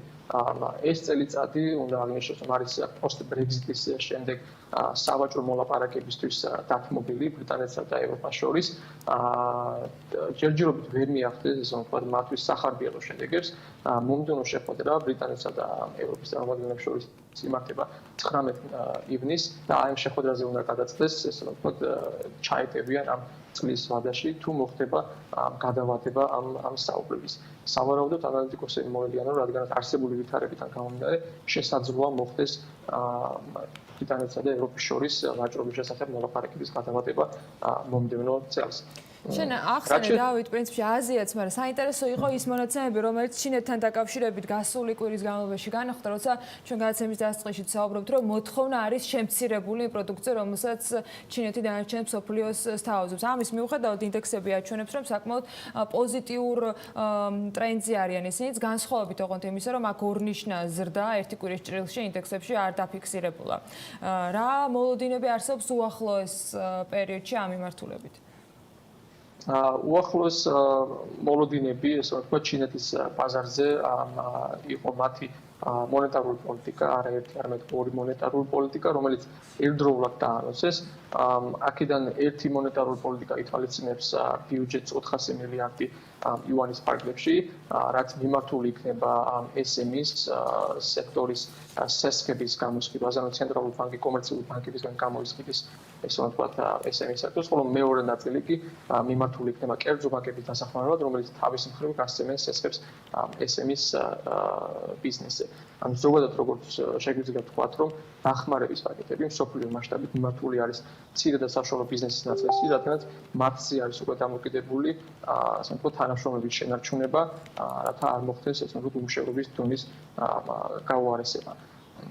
ერთი ფაქტორი, რაც წინა კვირების განმავლობაში ჩვენც აღნიშნავთ, ის რომ ჩინეთის სახელმწიფო ობლიგაციების ბაზარი საკმაოდ მიმზიდველი არის. მიმზიდველი გახდა არარეზიდენტ ინვესტორებისთვის და უკვე მეორე თვეას დედიზეა, როდესაც ფიქსირდება 7.7 მილიარდი ამერიკული დოლარის შედინება აი ამ ნაწილში. ასევე დადებითი შეფასება მისცა ამერიკის სავაჭრო წარმომადგენელმა ჩინეთის მხარეს მოგეხსენება თებერვალში მოახდინეს ამერიკანმა ჩინეთმა შეთანხმება სავაჭრო ხელშეკრულებაზე და აი ამ კუთხით საკმაოდ დადებითი შეფასება მისცა. შეაქო კიდევაც ჩინეთი, რომ ისინი კარგ ესე ვთქვათ ინარჩუნებენ ტემპს და ის შეთანხმების პატივისცემას აკეთებენ. აქვე უნდა აღინიშნოს, რომ ჰონგ-კონგი საკითხი კვლავაც არ არის დღესასწაულიდან მოხსნილი. ის ერთ-ერთი, ესე ვთქვათ,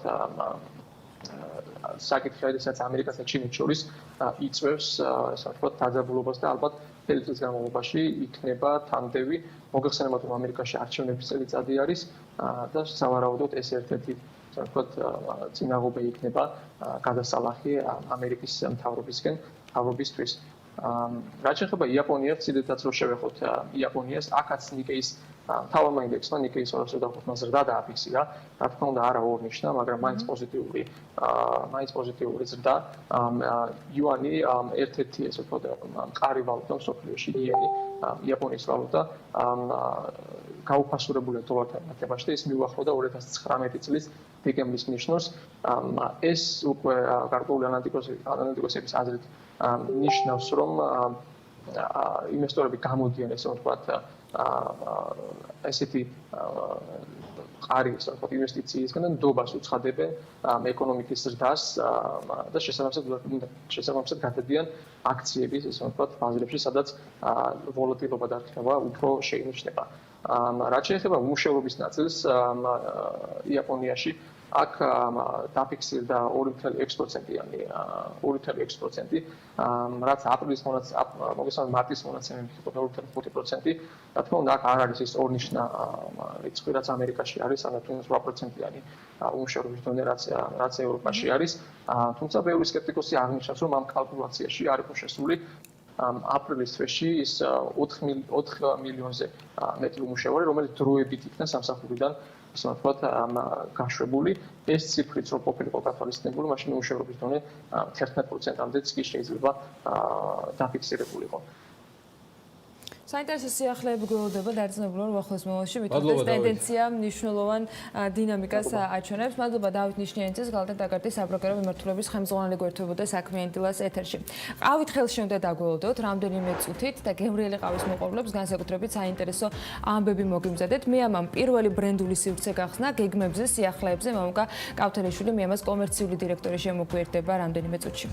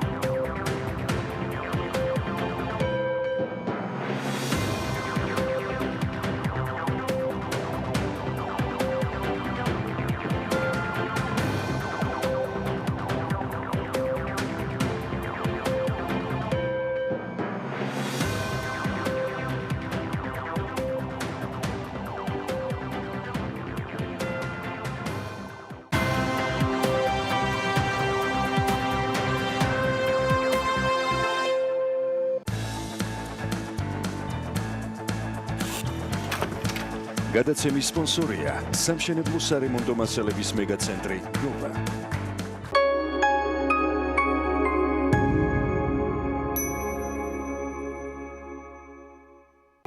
ქართულ-ამერიკულ საერთაშორისო სკოლა პროგრესში მოსწავლეთა მიღება დაიწყო. სკოლა პროგრესი გაძლევთ ჩანს საქართველოს სამ ქალაქში: თბილისში, ბათუმსა და ქუთაისში. მიიღოთ უმაღლესი ხარისხის განათლება და სწავლა განაგრძოთ ნებისმიერ საერთაშორისო უნივერსიტეტში.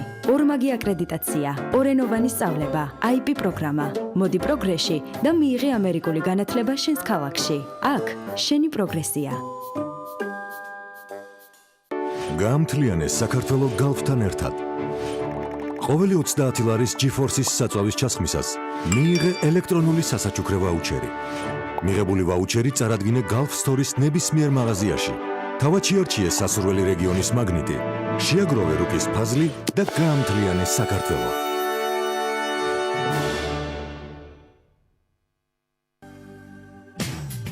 წყლის ზალა უსაზღვროა, მაგრამ მასთან გამკლავება შესაძლებელია პენეტრონის სისტემის გამოყენებით. საკმარისია წაუსვათ ის ზედაპირზე ან შეურიოთ ბეტონში, რომ პენეტრონი მიანიჭებს მას წყალგაუმტარობასა და დაცვას. ჰიდროიზოლაციის ყველა ნაირსახეობიდან გამოიყენეთ პენეტრონი, რადგან ის მოქმედებს ბეტონის შიგნით და თქვენი შენობა იქნება საუკეთესოდ დაცული. გამძლე, საიმედო პენეტრონი. შეიძინე ბინა და საოფისე ფართი თბილისში. დასრულებულ კომპლექსში კრწანისის ტყუპები, ეკოლოგიურად სუფთა ადგილი, ფართო ვერანდები და ულამაზესი ხედი, მოწესრიგებული ლიფტი და სადარბაზო, დაცული ტერიტორია, მრავალადგილიანი ავტოსადგომი, დახურული აუზი, ყველა კომფორტი ერთ სივრცეში. კრწანისის ტყუპები, ევროპული და ქართული დიზაინის ჰარმონია. ყოველდღიური გამოწვევების 86,400 წამში ვაცნობიერებთ, რომ ყველაზე მნიშვნელოვანი ცხოვრებაში ოჯახია. ჩვენი კარი უზრუნველყოფს თქვენი ოჯახის უსაფრთხოებას, სიმყუდროვესა და სიმშვიდეს. გაბილდი, სახლი იწყება კარით. გასტროტეკი, ხორეკა სახჭურვილობა. ყველაფერი პროფესიონალური სამზარეულოსთვის. გასტროტეკი, თბილისი, წერეთლის 66. ახალი სამშენებლო სარემონტო მასალების მეგაცენტრი ნოვა თბილისსა და ბათუმში. სამუშაო ხელსაწყოები, საყოფაცხოვრებო და დეკორაცია, ინტერიერი და მოპირკეთება, სანტექნიკა, სამშენებლო მასალები, ელექტროობა და განათება, სახურავი და აქსესუარები, უკეთესი მშენებლობისა და რემონტისთვის. მეგაცენტრი ნოვა. მე სახლში ვარ. შენ სახლში ხარ. დედამიწა შესულა სახლში. მოდი ავალცი საივანს, წვიმასავით, თოვლივით, სისნაპერწკალივით. მოდი მიცქიროს ხალხმა, დარდიგად იყაროს, თავი გაირთოს. მოდი თქვას, გახედე, კაცი არის სისაივანს. წვიმა მოდის, თოვლი მოდის, სისნაპერწკალია, ლექსებს მიიღოლებს.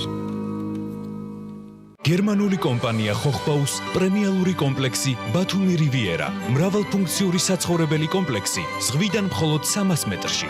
განვითარებული ინფრასტრუქტურა, შიდა პარკინგი, ეზო, რუფტოპ ტერასა აუზით. აირჩიე ბინა თეთრი კარგასით, სრული რემონტით ან ავეჯით და ტექნიკით. ისარგებლეთ სპეციალური შეთავაზებით და სხვადასხვა ფასდაკლებით. ბათუმი რივიერა, თქვენი გონივრული ინვესტიცია.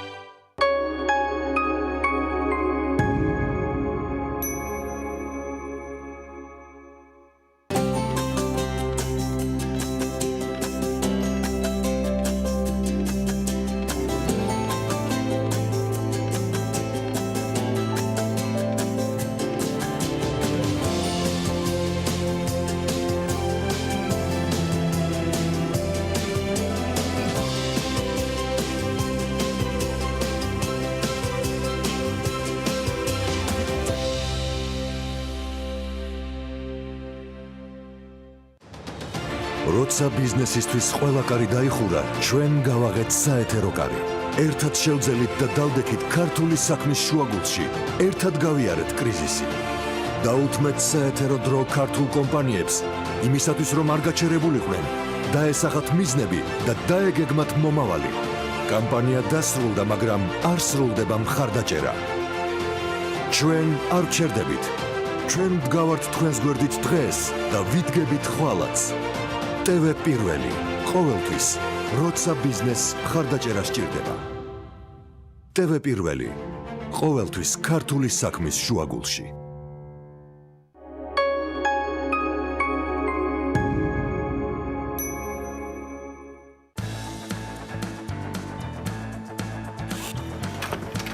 გადაცემის სპონსორია სამშენებლო სარემონტო მასალების მეგაცენტრი ნოვა.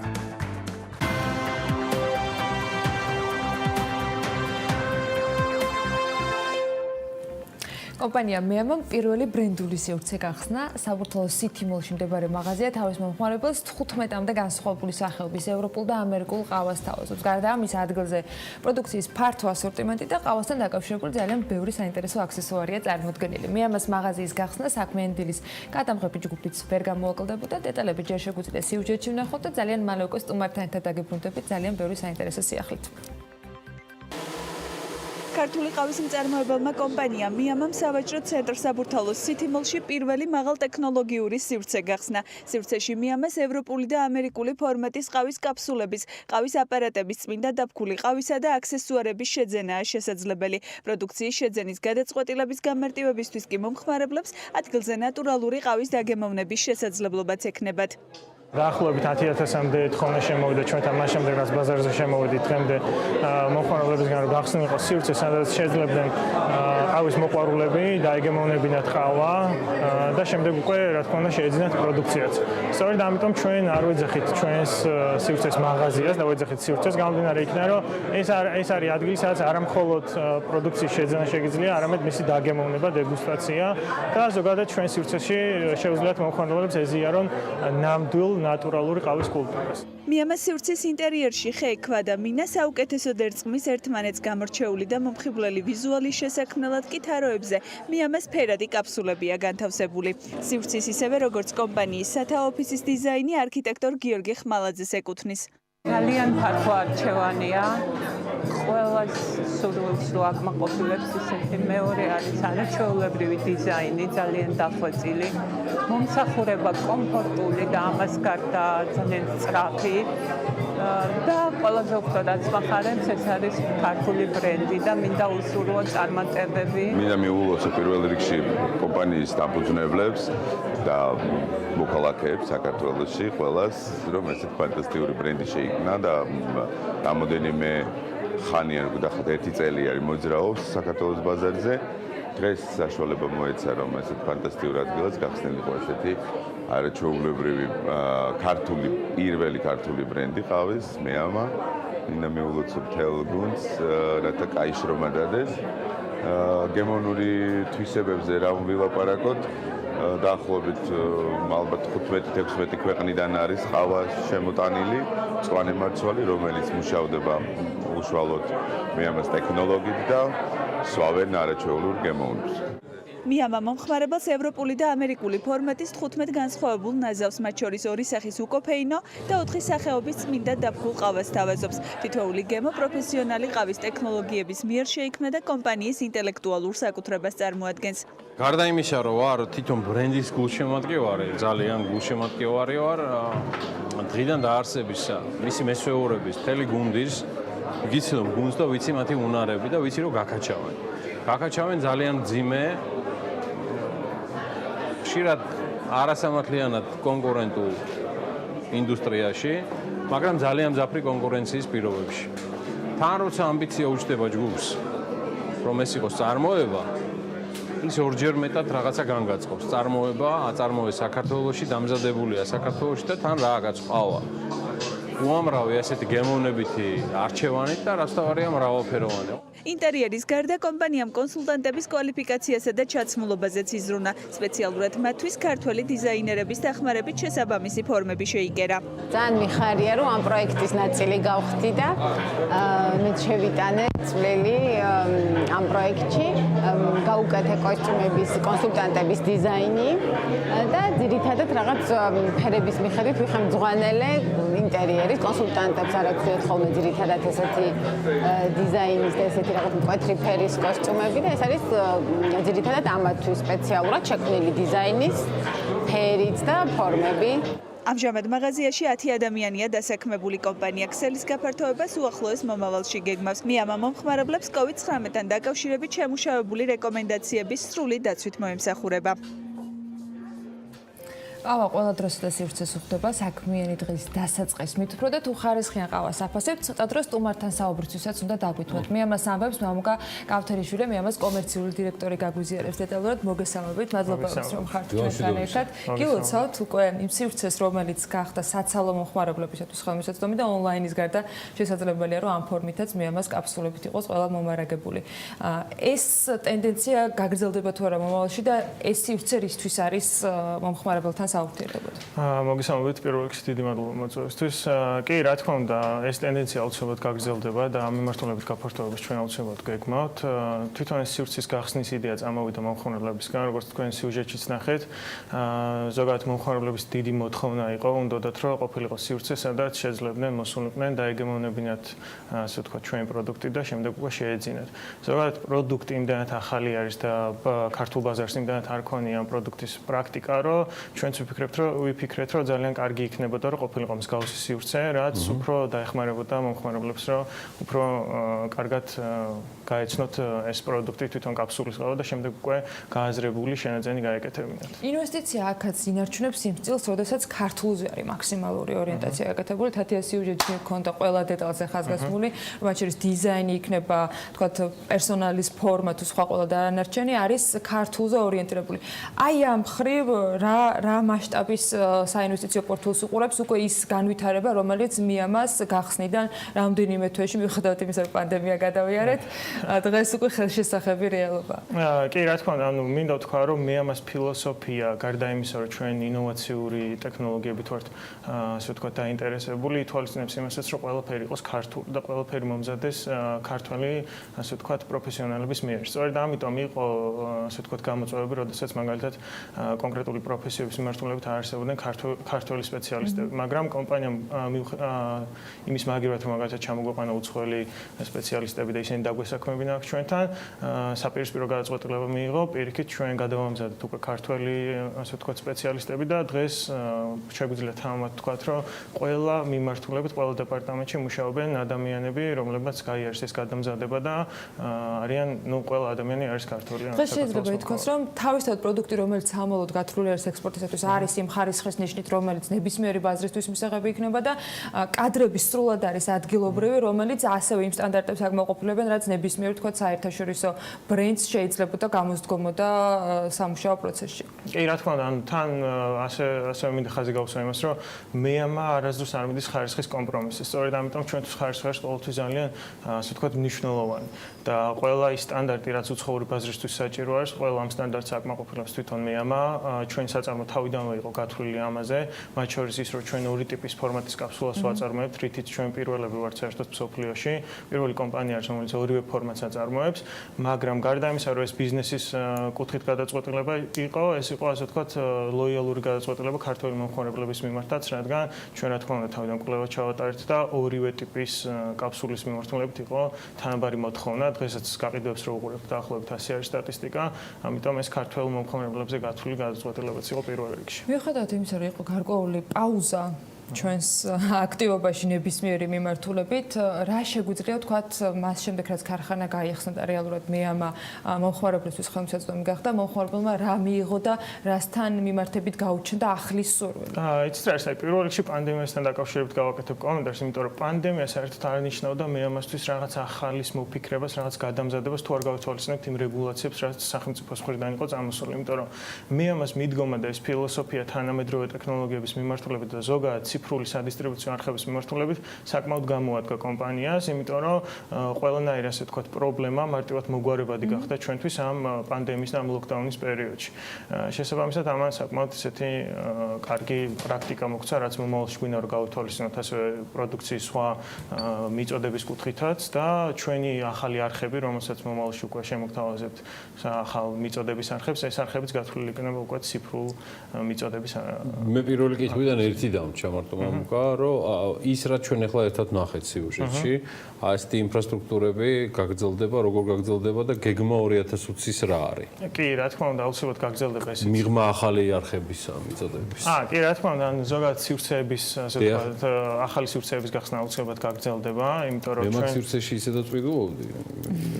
ბიამას ანუ ეგ წერტილი გაიხსნებოდა, მაგრამ მე დაიდხურა ქვეყანა და ეკონომიკა ცოტა ხნით. კი, ანუ ზოგადად ამ სივრცეების გახსნა აუცილებლად გაგრძელდება, იმიტომ რომ ჩვენ პირველმა დღეებმა უკვე გვაჩვენა, რომ საკმაოდ, ასე ვთქვათ, აქტიური არის მომხმარებელი, ძალიან დიდია დაინტერესება და საკმაოდ ბევრი მომხმარებელი ყავდა ამ პირველ დღეებში. შესაბამისად, ფიდბექი ძალიან საინტერესო იყო უკვე, რომელიც ჩვენთან მოვიდა, ამიტომ აუცილებლად გავაგრძელებთ ეს ყველა ინდიკატორი იყო იმის, რომ ჩვენ აუცილებლად უნდა გავაგრძელოთ გავსი ტიპის სივრცეების გახსნა.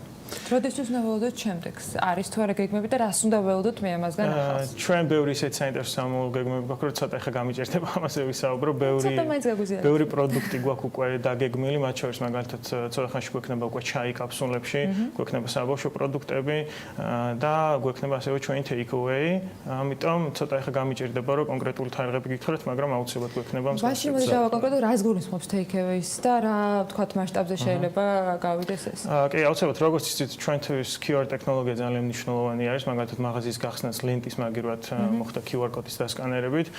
Take away იქნება თანამედროვე მიდგომა და იქნება ძალიან განსხვავებული სიტყვა ამ მიმართულებით, რადგან ეს იქნება ასე ვთქვათ ობიექტი, სადაც მომხმარებლებს შეეძლებათ სხვადასხვა ტიპის ყავა, ჩვენი რა თქმა უნდა მე ამას ყავა შეიძინონ უკვე QR კოდით, შეიძინონ სპეციალური აპლიკაციით, ადგილზე მისვლამდე წინასწარ შეუკვეთონ და უკვე აღარ ელოდონ და რიგში აღარ იდგნენ. ამიტომ ბევრი ასეთი ტიპის სიახლე გვექნება, მათ შორის იქნება QR კოდით გადახდაც, რაც უკვე ძალიან ასე ვთქვათ დიდ კომფორტს შეუქმნის მომხმარებელს. მით უმეტეს იმ პერიოდში, როდესაც ესეთი პანდემიის შემდეგ, ასე ვთქვათ, ნაღდი ფული ცოტა ისეთი ის გახდა მომხმარებელისთვის არასრული გამოყენების ის გახდა მეთოდი. კარგი, ყველა სიახლეზე გელით, ყოველთვის საინტერესოა სიახლეები, მე ამასთან დაკავშირებით, ვჩვევით მათ ძალიან მაგარ გულშემატკივრებად, ქართული წარმოების, ყავის წარმოების, რომელსაც სულ რამდენიმე თვის წინ ჩაეყარა საფუძველი. ეხლა ერთად გავქაჩავთ პოსტპანდემიურ სიტუაციაში და მადლობა მამუკა კავთელიშვილს, იგი კომპანია მეამას კომერციული დირექტორია და სულ რამდენიმე წუთში მასთან ვიდეო საუბარს უკვე BMG-ს ვებგვერდზე ნახავთ, ისევე როგორც არის რამდენიმე სიახლე, რომელიც დისტრიბუციაც მოხდება ჩვენს საინფორმაციო სააგენტოს მიერ. წარმატებები და ბედნიერი დღე. მადლობა სტუმრობისათვის. ყავის მიმართ მოყვარულებს ნებისმიერი არჩევანის გაკეთება შეუძლია და სხვათა შორის სანაპიროზე იქნება ეს თუ იახტაზე. პირადი სანაპირო მანქანის ფასად, ანუ როგორი არის შესაძლებელი იახტის შეძენა, როდესაც არც მილიარდერი და მით უმეტეს არც Forbes-ის წევრი ხართ, ამ ზაფხულს განსაკუთრებით აქტუალური გახდა იზოლაციაში დასვენება და ამის საუკეთესო ვარიანტად იახტის ყიდვაც განიხილება ზოგიერთ შემთხვევაში, ან უფრო ბიუჯეტურ შემთხვევაში დაქირავება. Forbes-ი მცურავ ტრანსპორტზე არსებულ რამდენიმე სტერეოტიპს ამსხვრევს და პასუხობს კითხვაზე, თუ როგორ დავისვენოთ იახტაზე ბიუჯეტურად და თან უსაფრთხოდ. თემაზე რა თქმა უნდა მარიამ ადამიანმა მოიგულია დეტალები და სიუჟეტი მოგვიბზადა.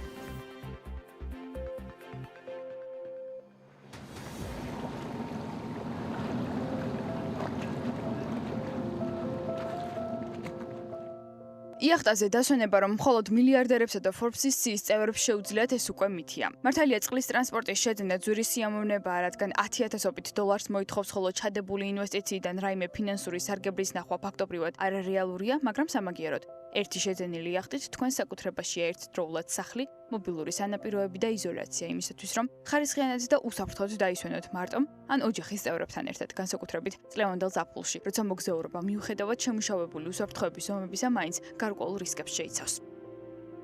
ბევრ ქვეყანაში, რომლებსაც აქვთ ცდომა ზღვასთან ან ოკეანესთან და კლიმატიც უწყობთ ხელს, მოწყობილია კერძო სანაპიროები და მარინები, სადაც ათასობით პატარა ნავი და იახტაა გაჩერებული.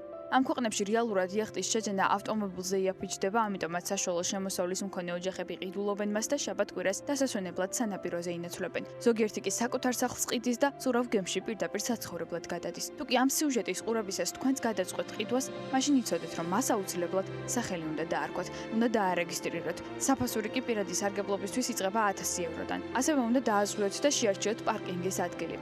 გარდა ამისა, დაგჭირდებათ კაპიტნისა და მეზღვაურის დაქირავებაც. ცხადია, ეს ყველაფერი ზრდის ხარჯებს, თუმცა თუ კი თქვენი პრიორიტეტი არის ცხოვრების ასეთი სტილი, ანუ მუდმივი მოგზაურობა ზღვისა და ოკეანის ხედები ყოველდღიურად, მობილური სანაპიროები და პარალელურად კორონავირუსისგან იზოლირებულად ყოფნა, მაშინ შეუძლებელი არაფერია და ამისათვის არ არის საჭირო ანგარიშზე მილიარდობით დოლარი კედოთ. თუმცა მილიონი დანამდვილებით შეიძლება ითქვას, რომ დაგჭირდებათ. ხოლო თუ კი არც მილიონი დოლარი გაქვთ, სურვილი კი უცვლელი რჩება, ამ შემთხვევაშიც არსებობს გამოსავალი და თქვენ შეგიძლიათ იქირავთის გარკვეული დროის განმავლობაში იმოგზაუროთ და შემდეგ უკვე დაუბრუნდეთ ისევ ხმელეთს.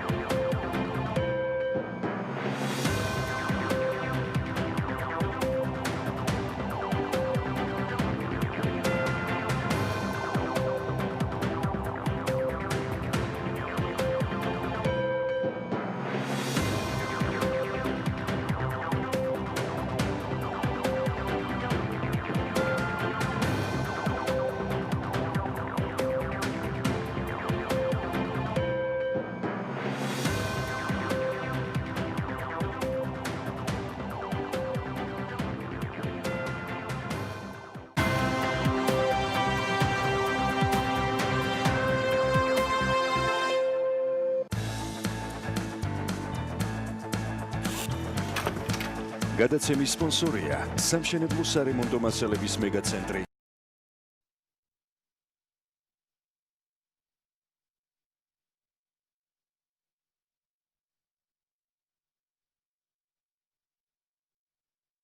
და 5-ით